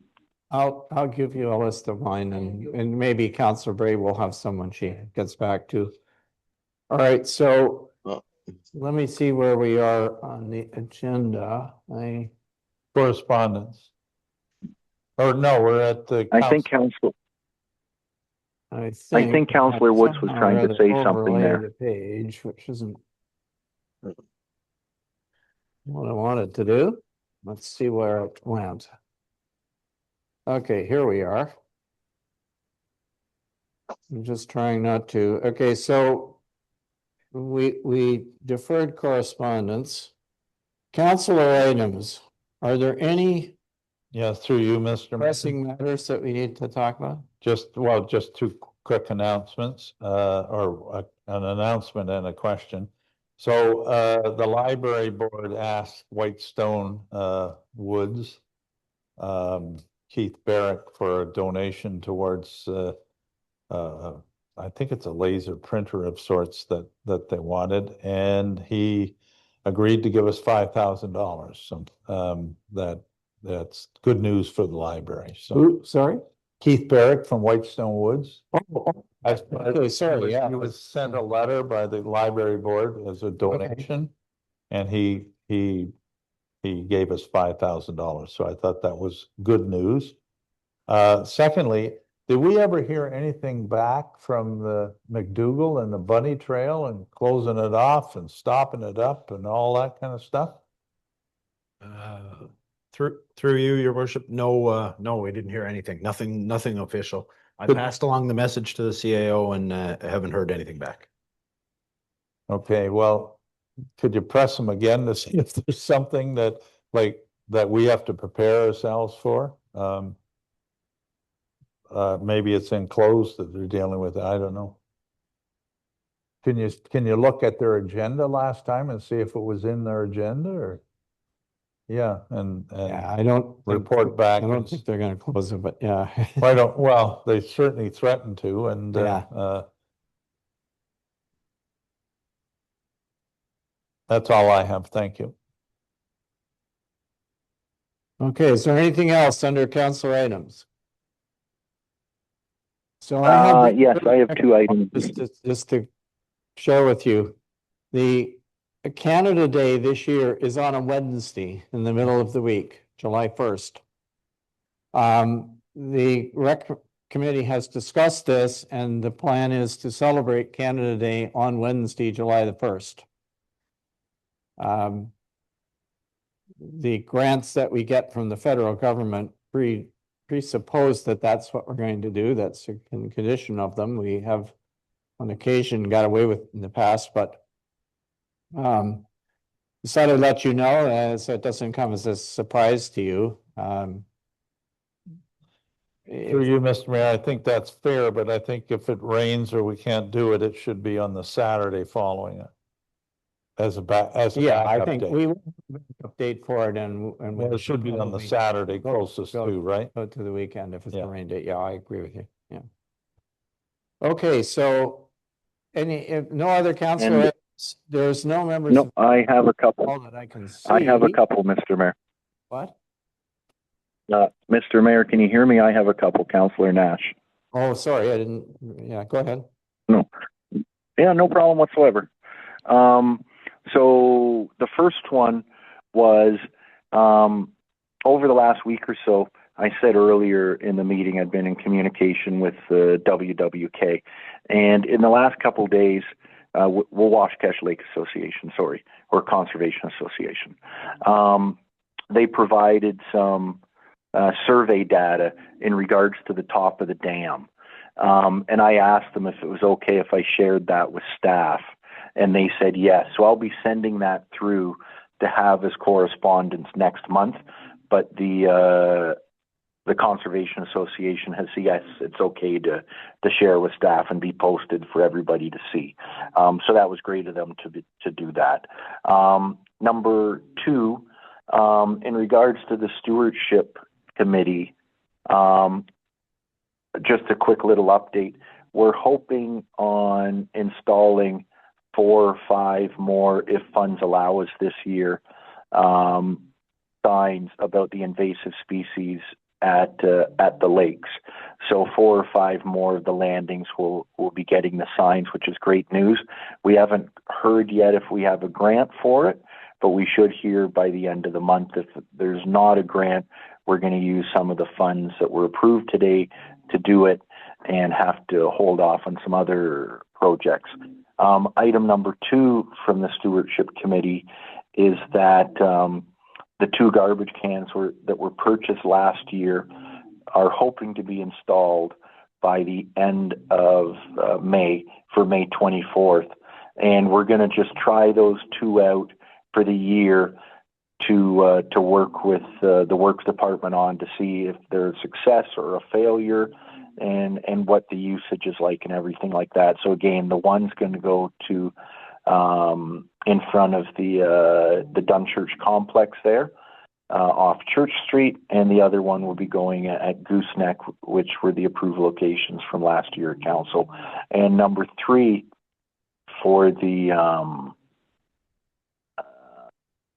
stewardship committee is that we're going to be trying to work with the Works Department on trying to look at the Nesbitt Trail as a starting point to see what we can do to clean it up a little bit and get some better signage, with the goal, of course, of getting to the Whitestone Trail as well.